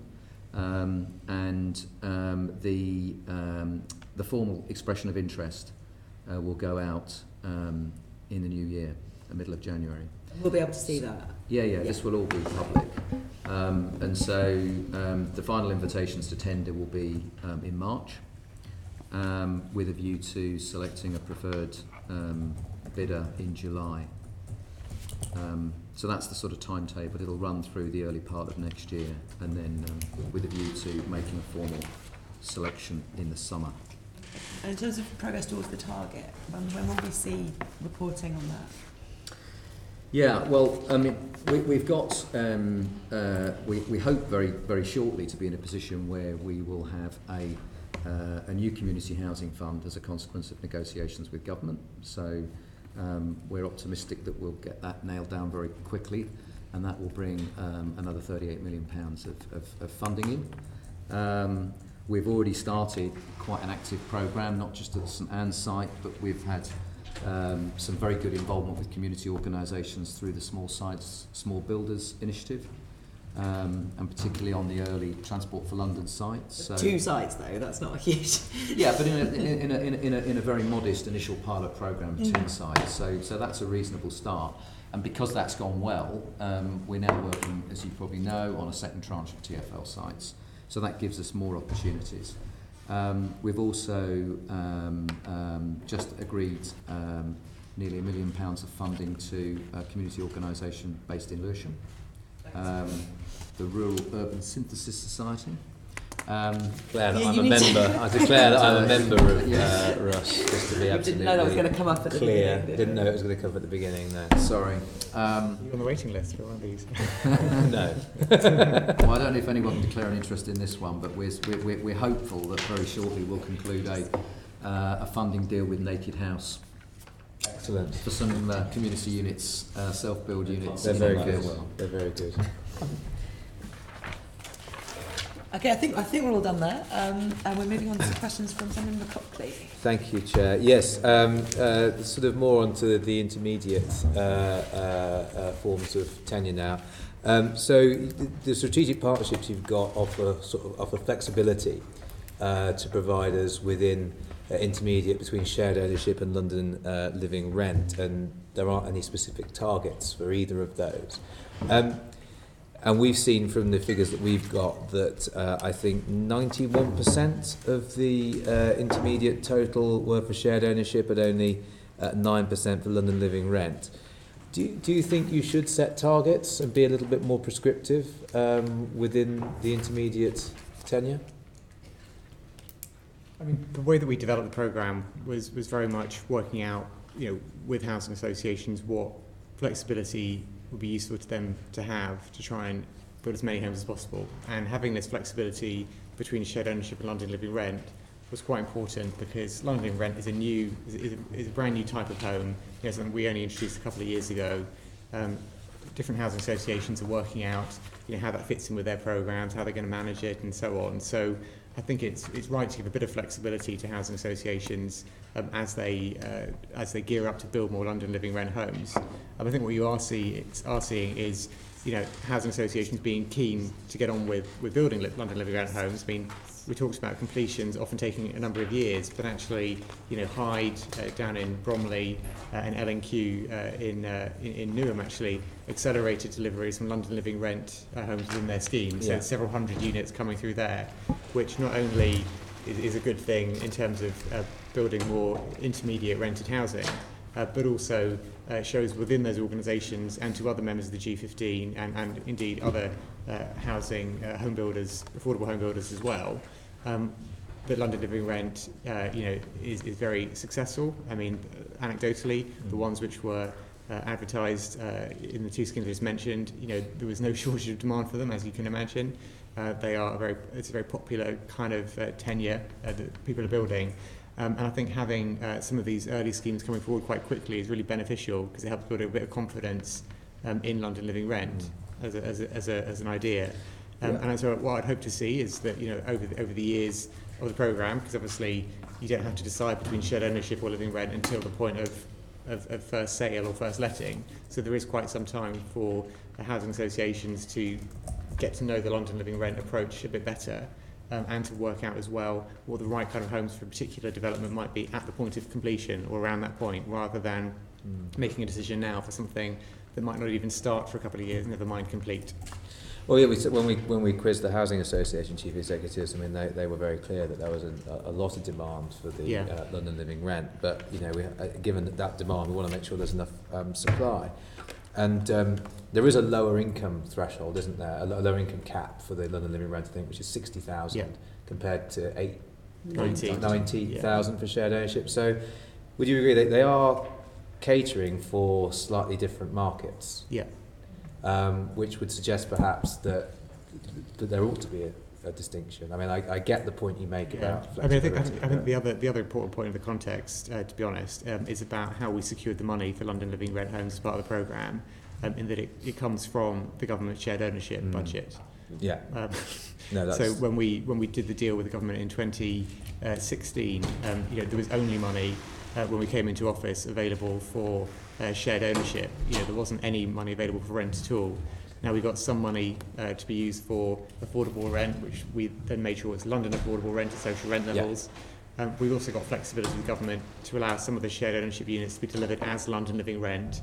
The deal being that you had the option to buy them as shared ownership, and that's why it's a particular form of that tenure.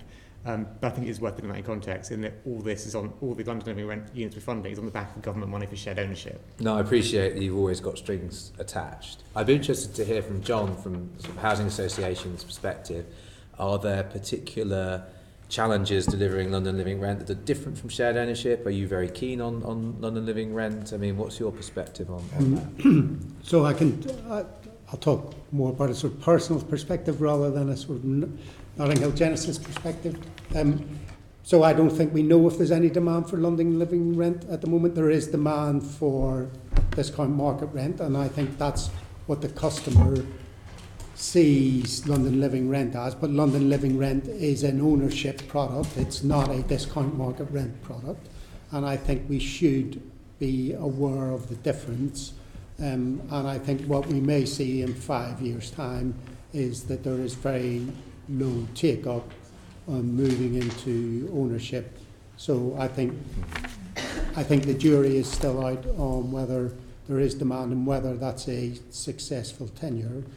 That segues nicely into another question I had, which is on this issue of the tenants then buying at the end, because I think it's over 10 years, isn't it? And then the residents are expected to buy. Yeah. From your perspective, what happens if you get to that 10 years and they haven't saved it for we don't deposit, know, they do can't afford to buy? I think under the rules they're meant to leave. And you would flip that over into a shared or offer to rent to somebody else, and so we're not quite sure what happens then. Correct me if I'm wrong. I was going to say, is there any clarity on that from David or James? I don't think the product requires a tenant to leave. It's not an obligation, but clearly in terms of the fund, as James says, I mean, the London living rent product effectively has to be funded with a level of subsidy that's equivalent to a shared ownership product. So, this is a tenure that has to work quite hard for a very modest amount of grant from government. So you have to offer the same. Our modelling for grant purposes has made the assumption that these properties will churn over a period of years. But we've very much said to providers, it's up to you to decide how you deal with that. You can renew tenancies, you can flip tenancies to a different tenure. But we've not been specific at all about placing any obligation that says, tenants have to move out after a certain period. I mean, could you offer a different grant rate for London living rent, or because it's part of the shared ownership funding, you have to offer the same grant rate?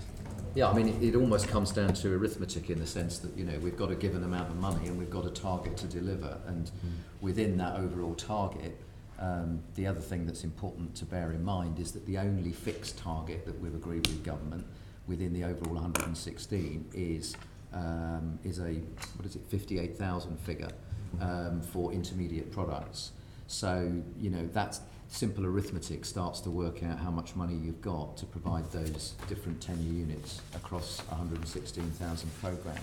So a lot of this, I'm afraid, does come down to the fact that, you know, what seems to be a very large sum of money is actually having to work very hard to deliver a very large number of homes in an environment where, as we've already heard, you know, the reliance on cross-subsidy, which has been at the heart of the London model for the last 5 or 6 years, is increasingly vulnerable. Mm. And I mean, I don't know, this would be you or for the housing associations, but is there any monitoring of whether people are saving for the deposit, or is it just something it's too early yet? So we're right. just coming up to completing our first London Living Rent. Our custom residents will be moving in, and so we will have to wait and see. But previous sort of incarnations of this didn't show that evidence previously. So we had discount market rent and various other intermediate models. You know, we have no powers or authority to look at people's bank accounts, and we don't really want to. So it's really up to the individuals to do that. Sorry, Chair. Yeah, so when you're letting to somebody, you have to assess their ability to afford the flat that you're letting to somebody. You're giving afford the rent, but not afford to buy. So they don't have to be able to afford. But don't they have to show that they are able not only to pay the rent but also to save up within their income? So, no. So there is an expectation that people's career and income will progress. So their personal circumstances may change, but they also may change negatively. But that happens in every tenure. So they might be earning up to £60,000 a year. They may just be able to afford one of the flats, and the ability for them to save up to buy the flat eventually depends on their income increasing beyond 60. Not necessarily. So our average household income for shared ownership is below 60. It's 53,000. So if they're earning 60,000, it's likely they could buy the property on shared ownership. Most of them, I expect, will be at considerably lower salary levels than 60. That would be our expectation. Well, that nicely, again, brings me on to the profile of your shared ownership tenants. Yep. And I know that you obviously operating in one of the most expensive parts of London. Well, we come from one of the most expensive. You come from, I know you operate beyond that, but it does include, your area does include one of the most expensive parts of London. How, what is the profile of your shared ownership tenants? Do you get a lot of single people being able to afford shared ownership, or is it mostly couples? Okay, I haven't got the household makeup and my stats. I would say one beds are probably about 60-70% singles, and 2 beds are primarily couples, and 3 beds can be couples or couples with children, or single parent households with children. So I've got other stats that I can give you. So as I said, the average income, it's actually 54,000. The average deposit is 40,000, and the average equity that they purchase is 34%. Okay. And the age band, so 21 to 29 is 28%, 30 to 39 is 50%, and 40 to 49 is 13%, and then the age groups beyond that are relatively small. And mostly people are coming from private rented accommodation, 65%, or living with family and friends, 26%, and then it drops off very quickly. We've only got 1% coming from council tenant and 1% coming from housing associations. Previously, probably going back 10 years or more, we would expect to see housing association council tenants to be up around 35-40% of our shareholders. And in terms of, I mean, we've heard evidence from other housing associations who have told us about this, the sort of the difficulty of providing shared ownership, particularly in Zone 1 and even in Zone 2. Are you still managing to provide the shared ownership products, you know, within the area traditionally associated with you around Kensington and Westminster, or are you generally providing it further out?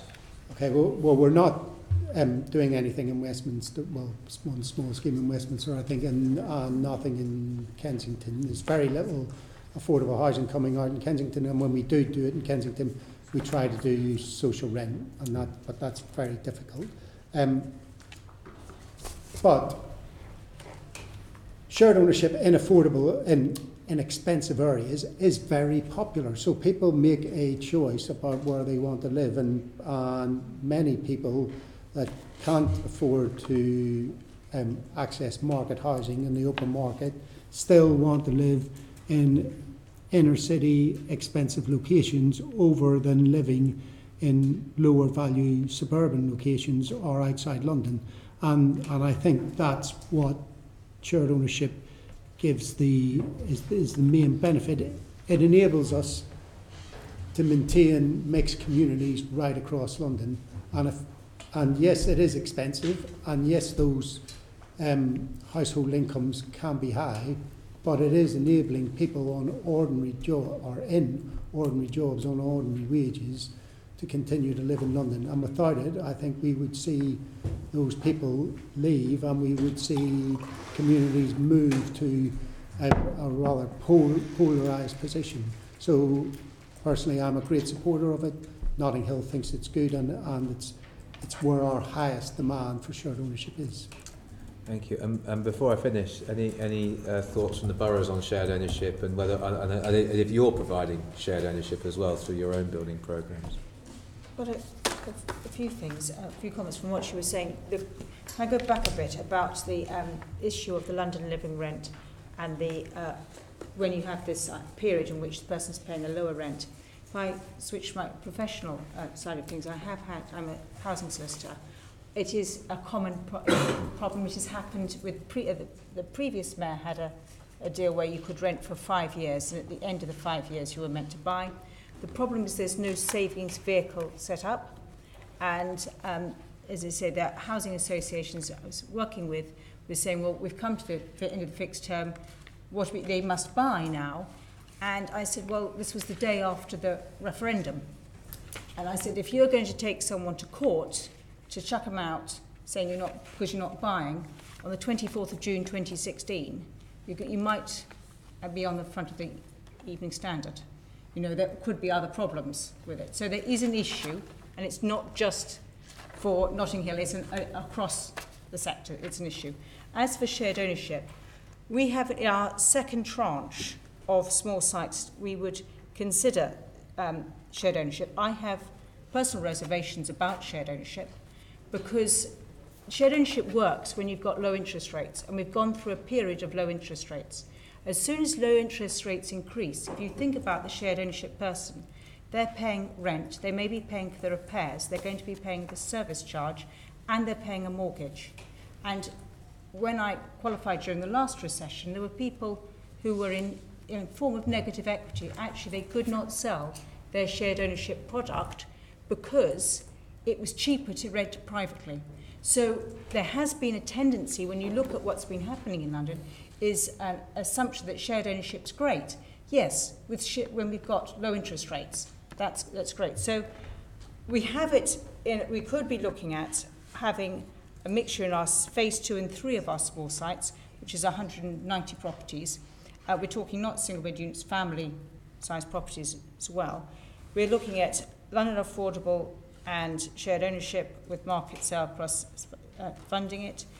We have no grant for that part, so we've got to work out where we're going. I'm also conscious there are several other products out there that you do have coming in to you from different councils, all saying they're the holy grail of this idea of the person renting over time and owning in the end.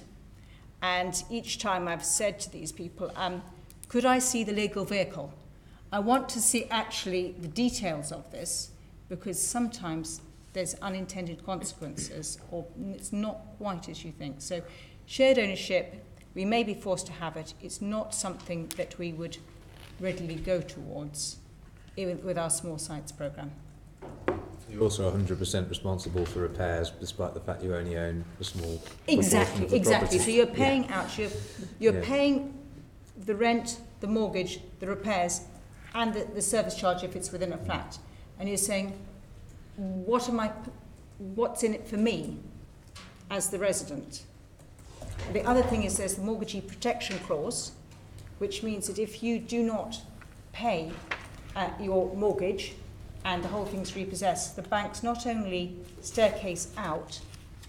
repossess it, staircase out, they also, if they haven't met all their expenditure, they come after the housing association or what would be for us the development company for the excess money.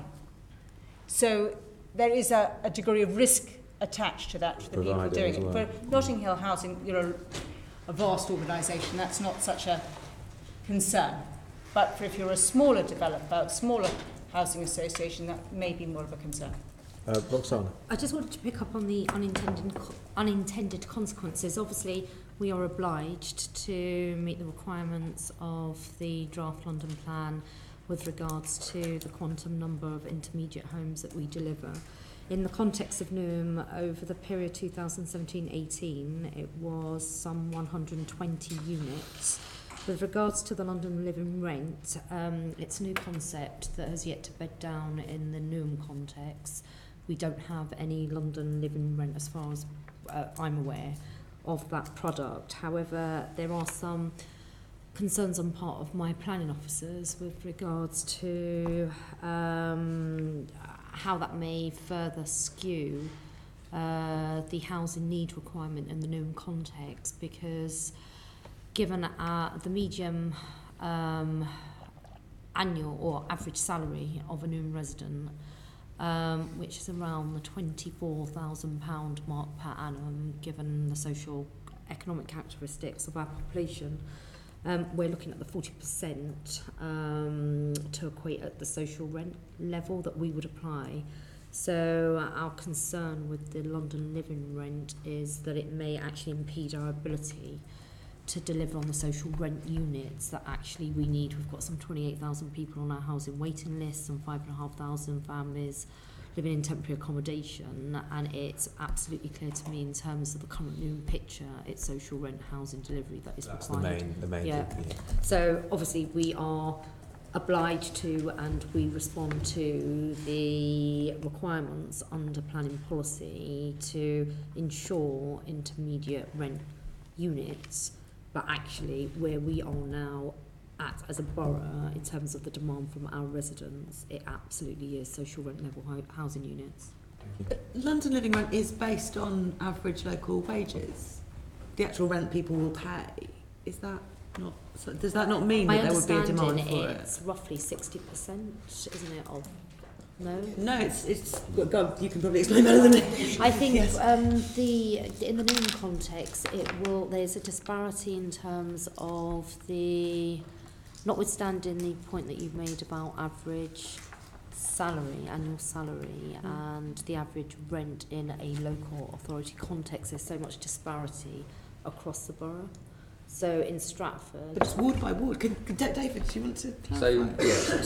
So London living rent is effectively a rent level that's set with reference to median earnings at ward level, as you say. So it's a rent level pegged to local local earnings levels, and then the rent level is deduced as a rent equivalent to a third of those earnings. And it's ward by ward. And it's ward by ward, yeah. So it will vary quite a lot. So the 60,000 income cap is really only likely to apply in relatively small number of, very high earning areas.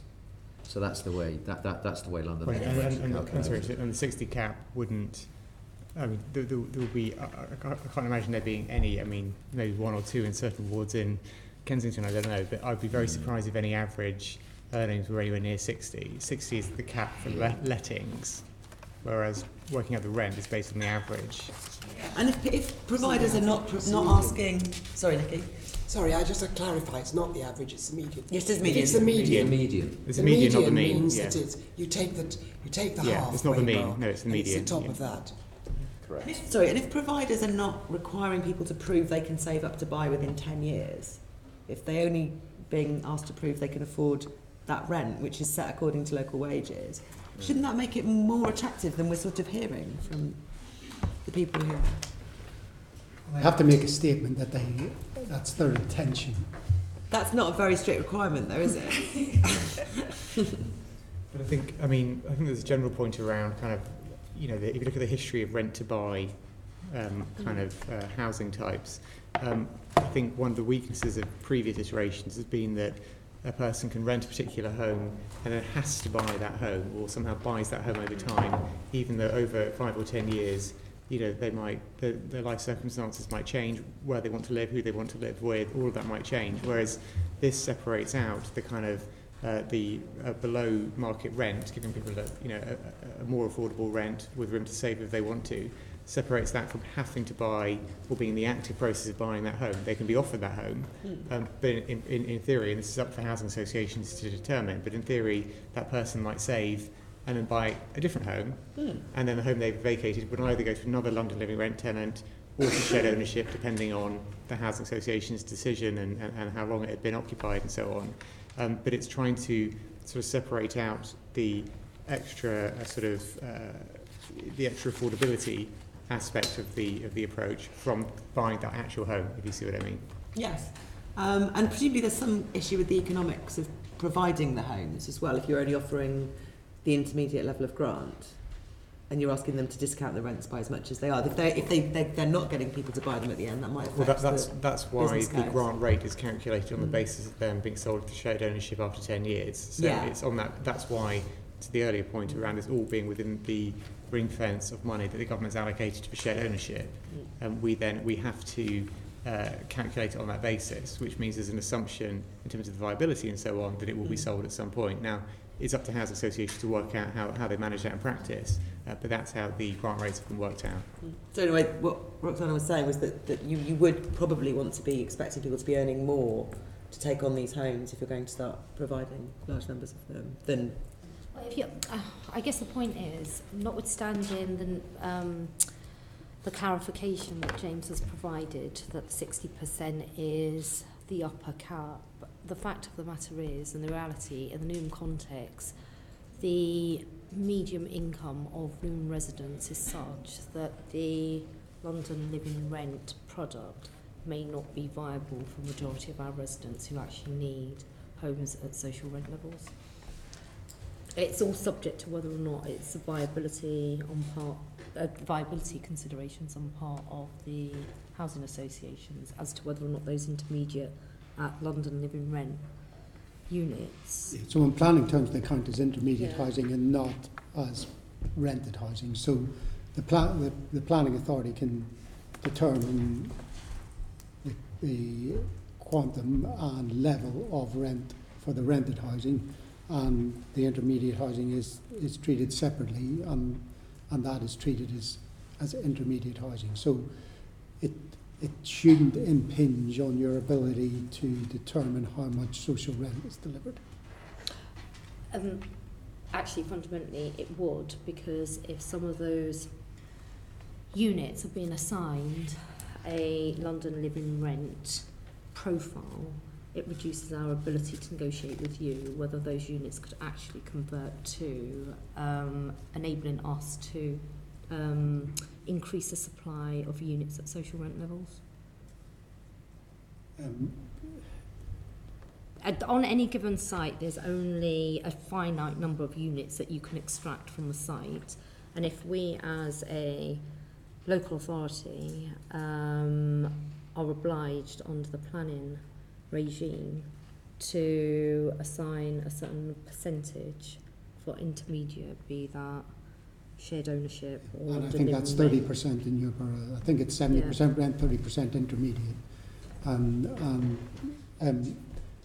And yes, obviously there's a negotiation on individual schemes, but that's your position, and that's what would get to an officer's recommendation. Obviously, I'm sorry, I need to interrupt this conversation, I'm afraid, because we need to move on to another. I'm enjoying it. It was very interesting, and obviously, yeah, I mean, we've talked about the fact that the overwhelming need in London is for more social rented homes, so we should move on. Assemblymember Gavron wishes to ask about the size of. Yes, I just want to move on to looking at size mix, and particularly of social rented homes, but obviously affordable homes in general.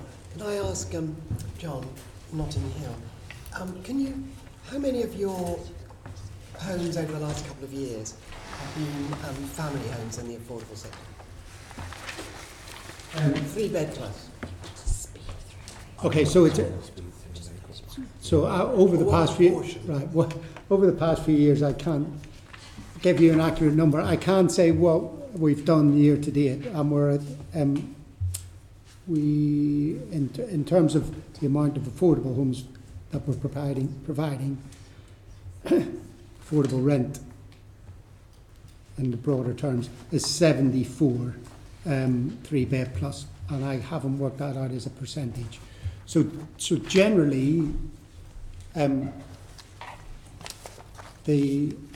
most planning authorities. Sorry, can I just ask? That's 74. You said yes, across in a number across all tenures, across shared ownership. So that's how many we've done this year to date.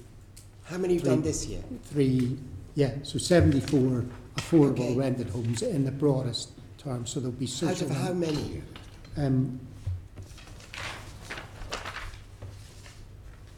Sorry, I've written this down in 2 different ways. 205. So that's quite a high percentage. And that's across the 3 tenures? So I would say. How many of those was social rented? No, I don't know whether they are in social rented. I've just got them as subsidised rented. So it's about 40% 3 bedroom plus. And I would say that's fairly typical. So the 3 bed units, 3 bed plus units in subsidised rent are generally coming out around 40% in planning terms. 40% across the shared ownership? 40% of the affordable rent requirement on any scheme. Would you hazard any, I mean, do you have a feel for how many of those would be social rented? How many social rented family homes are you giving permission for? Going back, they would be very, very few. Going forward, it would be a much higher proportion. So the local planning authorities are getting much more robust about their planning requirements, and that's a good thing. And more often we're seeing a requirement of the 35% compliance level. 70% of that 35% is to be subsidised rent, and mostly now moving into London affordable rent, so that if we want to call that social. And of that 70%, 40% is usually required to be 3 bed plus. Most planning authorities. Can we try to speed this up a little bit? Yes, speed it up. We can't discuss so every most planning authorities are achieving that now. Okay, going back some years, there would be very, very small numbers because there wasn't any social rent and the affordable rent was there wasn't any small. grant. Now you've got grant. Can I ask you? No, it's not grant, it's planning. Oh, it's planning.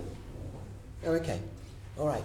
So the fact that you get the same level of grant, whether you build a 1 bed or a 4 bed, doesn't really affect the way you plan. The grant is so small that no one could bring forward family housing based on a grant financial model alone. It would have to be a planning requirement in order to enforce that delivery. No one is going to be able. So to build a 3 bed unit is going to be around 450,000 pounds in cost terms. Okay. The grant level is 60,000. So it'd make no difference to you if you got more grants? Oh, if we got more grant, yes, but that grant would have to be substantial. So we'd have to be looking at doubling the grant levels at least. But even on the grant levels you're getting, you can do about 40% family housing. Only if it's a planning requirement. Only if it's a planning requirement. That's really, really important. Thank you. Can I just ask, Rokhsana, and is family housing a big part of your requirement in terms of social rent? Oh, absolutely. The highest need of housing unit in Newham, just given our population profile, is a minimum of 3-bedroom housing units. In the 2017-18 period, the total number of gross units by bedroom size, the total was 1,272, of which only 189 were 3+ bed units. And that 189 does include some 4 beds and very rarely a 5-bed. But the majority were 702 and 381. So Sorry. not with the majority of the majority of units delivered with 2 bedrooms were 702. Okay. And you just heard what Notting Hill said, that it's not really about the level of grant to housing associations, it's about the planning stipulations, which really means it's what the local authority is saying they require. Does that match with your experience? It doesn't match with my understanding of reality, in so much as we're very clear and robust with all developers in relation to the actual housing need and requirement in the new context as outlined in our own local plan. There is a significant emphasis on the need of appropriately sized family housing units. We are having to challenge developers, be they housing associations or private developers, around viability assessments, etc. So, notwithstanding some of the comments that he has made, I just go back to the fundamental point in the context of Newham. Our need is very much amplifying the need for homes at social rent levels and 3-bedroom family housing units, and presently that is not being delivered because of a whole series of impediments that developers, be it housing associations or private developers, are articulating around viability, which we are having to challenge very robustly. Right. Can I ask James and David if they have any comments on that? Does Emily want from Kingston? Oh, Emily. Sorry, yes.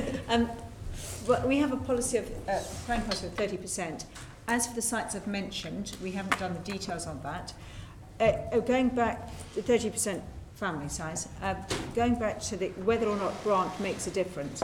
Yes, it does make a difference. It does make a difference if you own the land, because if we're trying to, for our small sites, for us to be able to build, because it costs more for us to build a bigger house per unit. So yes, we do need. It's not a question of, well, when you think of the figures, if you're doing for a big scale, I can see what you're saying. For Notting Hill housing, it probably doesn't make a difference.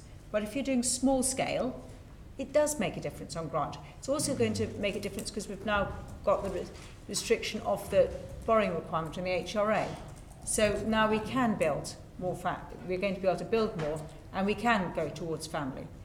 Also, I think when we're talking about single bed units and building single bed units and family homes, we also have to remember there's a housing management cost. That if you choose to build a lot of single bed units in a block, your housing management, if it is in the social sector, is going to be higher in the long run. So you won't necessarily be building communities either. So yes, for us, grant makes a difference. Grant means that we can build family homes, and also it makes a difference about building sustainable communities, and that's what we want on our land. The reason I raise this is because the current strategic housing market assessment says that 69% of the need for social rent should be 1 bed, and a very small number family housing. And I'm interested in what Rokhsana, you know, what you were saying, Notting Hill, which is that it's planning that counts, not the grant. But I mean, given what you've been saying about impediments that are thrown up, Rokhsana, and developments, and given what you've been saying, Emily, about the management costs and so on, something needs to. We need really the local requirement to be paramount, I think, rather than the strategic housing market assessment. That's right.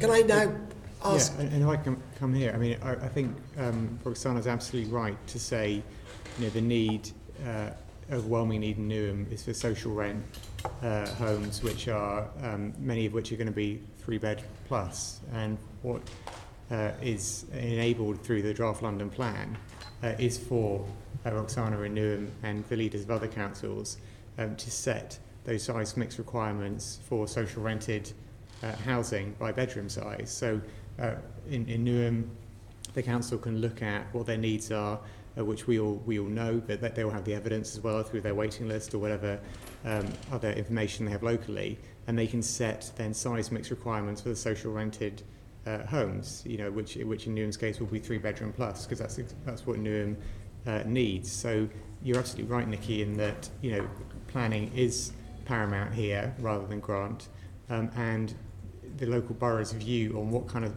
size mix of social rented units they need is paramount, and that's why the London plan for the first time enables boroughs to set that requirement for the social housing in their borough. So we were just coming up to an EIP, so you can see how important it is that the local need is given really priority over the evidence base of the London plan, which says that 14% only should be 3-bed. So I mean, as I know you and I have discussed at quite some length, the SHMAR and the various calculations behind that are an evidence base, but the policy decision is absolutely clear in the draft London plan, which is that for social housing, the local borough should set a size mix requirement around what mix of different bedroom sizes they want for that social housing based on the evidence available to them, which will include housing waiting lists, levels of overcrowding, and so on. And so in Newham's case, the London plan enables, and Newham, I'm sure, will want to take advantage of the fact that they can set a size mix requirement lent heavily toward 3-bedroom plus homes within social housing. And Rokhsana, would you have you just mentioned a number of impediments. I mean, I really welcome the sentiments as expressed by James. I mean, our need for family housing comes from our own sort of data and analysis and drilling down at the local level need requirement. But the London plan data only looks at the London-wide context, so I really welcome the invitation on part of James for us to be able to submit, because presently the challenge that we have faced and my officers have faced is a experience that suggests that the London plan data requirement that is being gathered isn't really interested in the actual bedroom need requirement of each unit per local authority.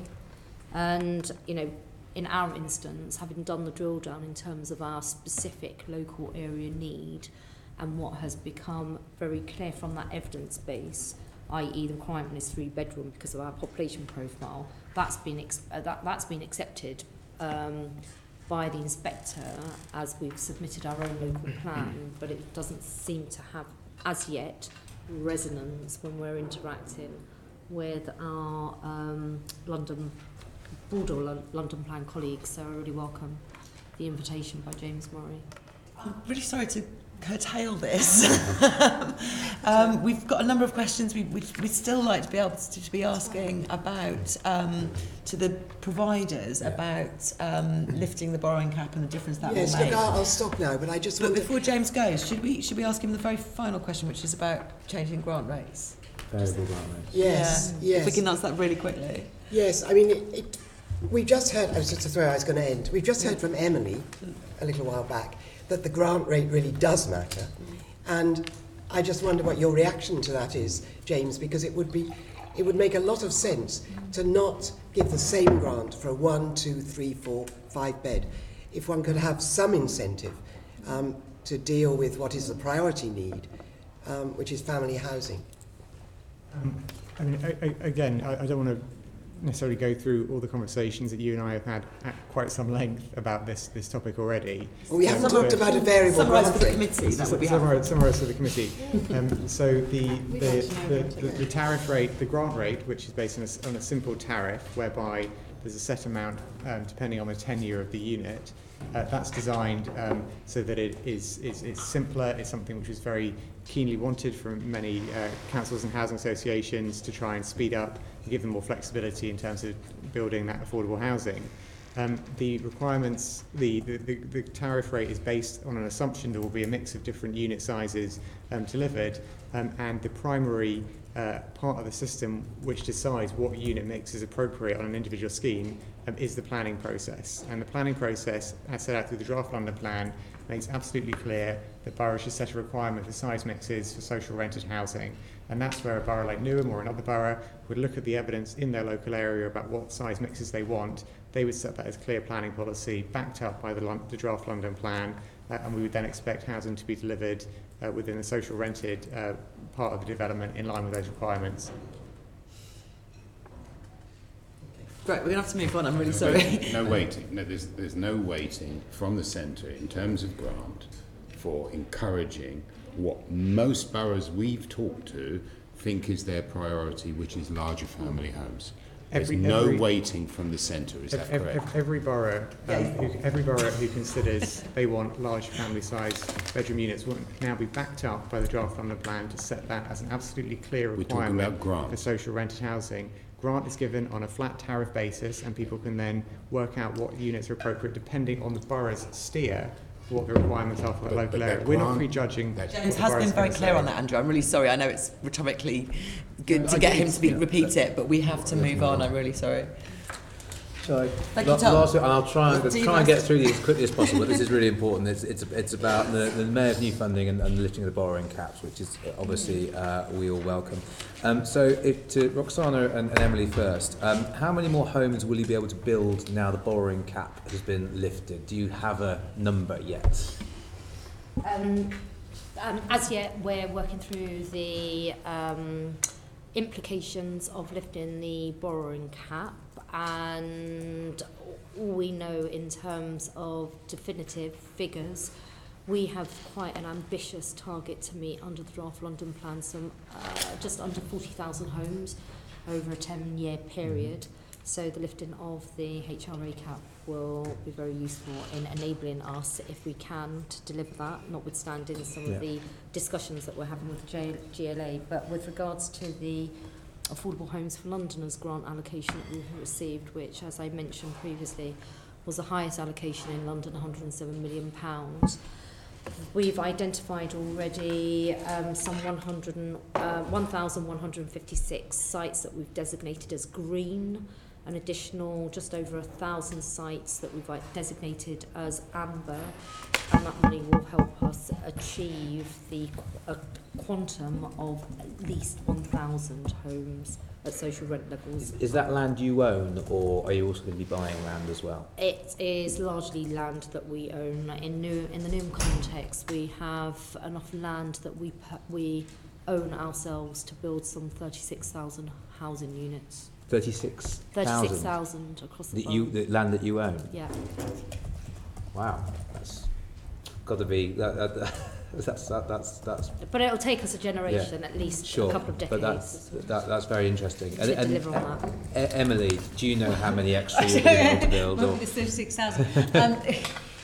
What we've got is considerable excitement. The good point is that there's been several changes since the new administration has come in.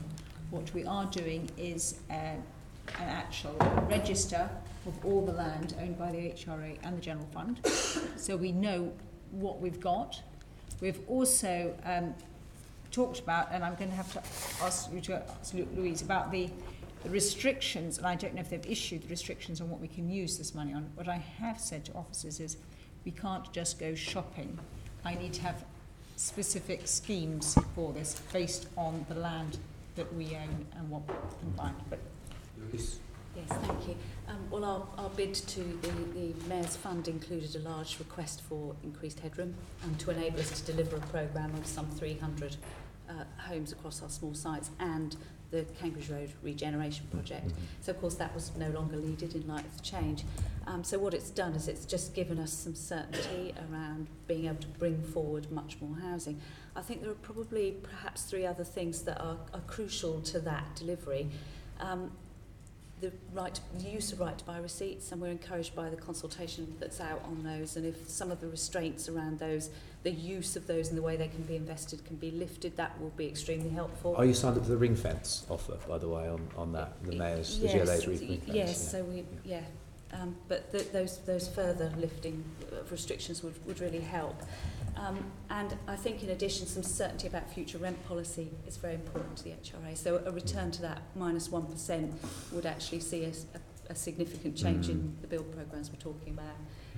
So those kind of combined factors will help all of us in councils deliver much higher numbers. And can I just add, on the back of what my colleague has said, notwithstanding the ability that this new landscape provides us in terms of local authorities, I think touching on some of the broader points as discussed in the early part of this discussion, i.e. the impediments, the capacity requirements for local authorities, etc., etc. Certainly in the Newham context, we're not precluding the option of buying housing units through the lifting of the HRA, but one of the fundamental areas of concern that we have is the risks to that by virtue of the right to buy policy as well.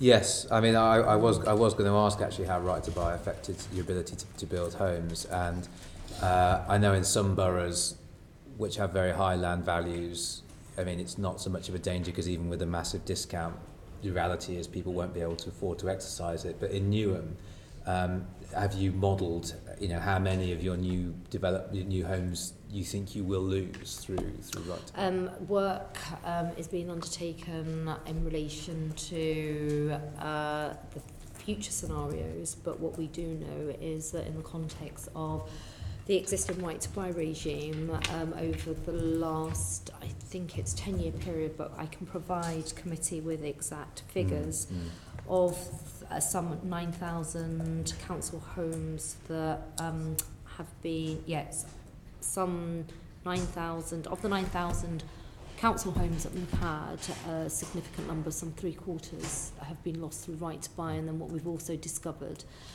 as a consequence of us having in place a private landlord licensing scheme and interrogating the data within a 2 or 3 day period, those homes have pivoted into the private rented sector.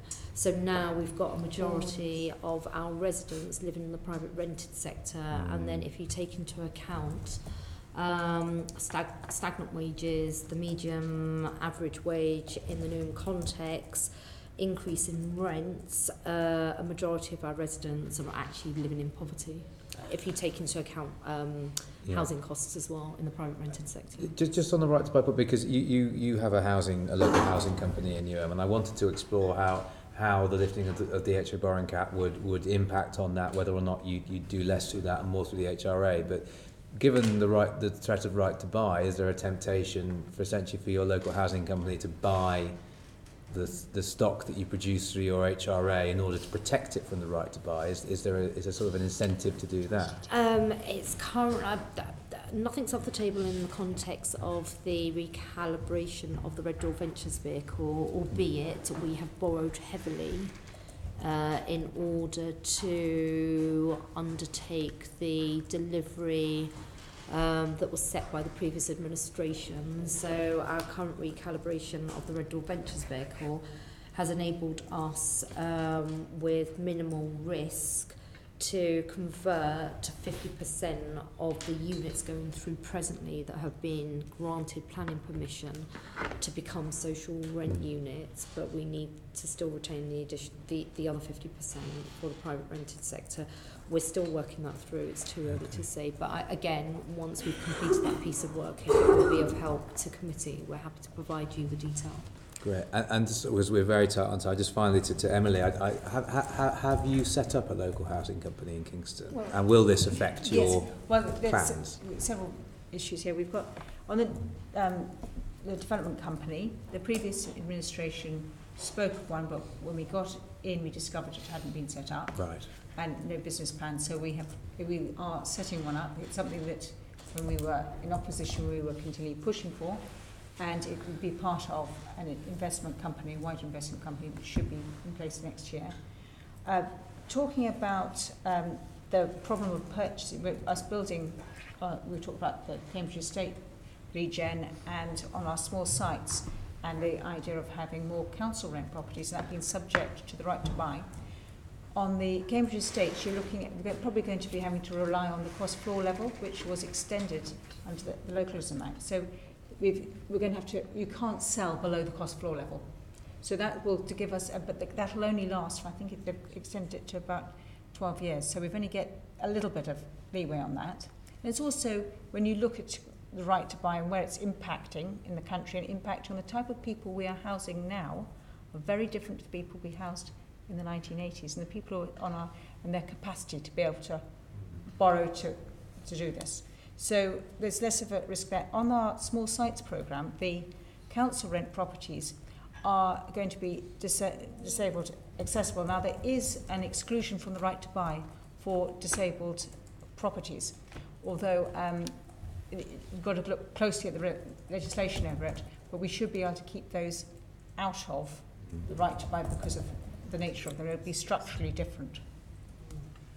Okay, I think I better leave it there. I'm Chair. really sorry, we're yeah. right up against it, aren't we? We've got half a minute. No, we've got no minutes. It's 12:31. Can I just say thank you to all our guests? That was a really interesting discussion. Lots of new issues raised, I think, as well, and old issues raised in different ways. So I think it was really, really interesting. Thank you. I think that's it. I need to ask the committee to note the report and the discussion and agree to delegate authority to meet as chair in consultation with party group lead members to agree any output from the discussion. Agreed. Thank you. Our work programme is item 7 on the agenda. Can you note the work programme? Noted. Our next meeting is scheduled for the 22nd of January 2019 at 10 o'clock. And I do not have any other urgent business, so thank you to everyone. Thank you. Great.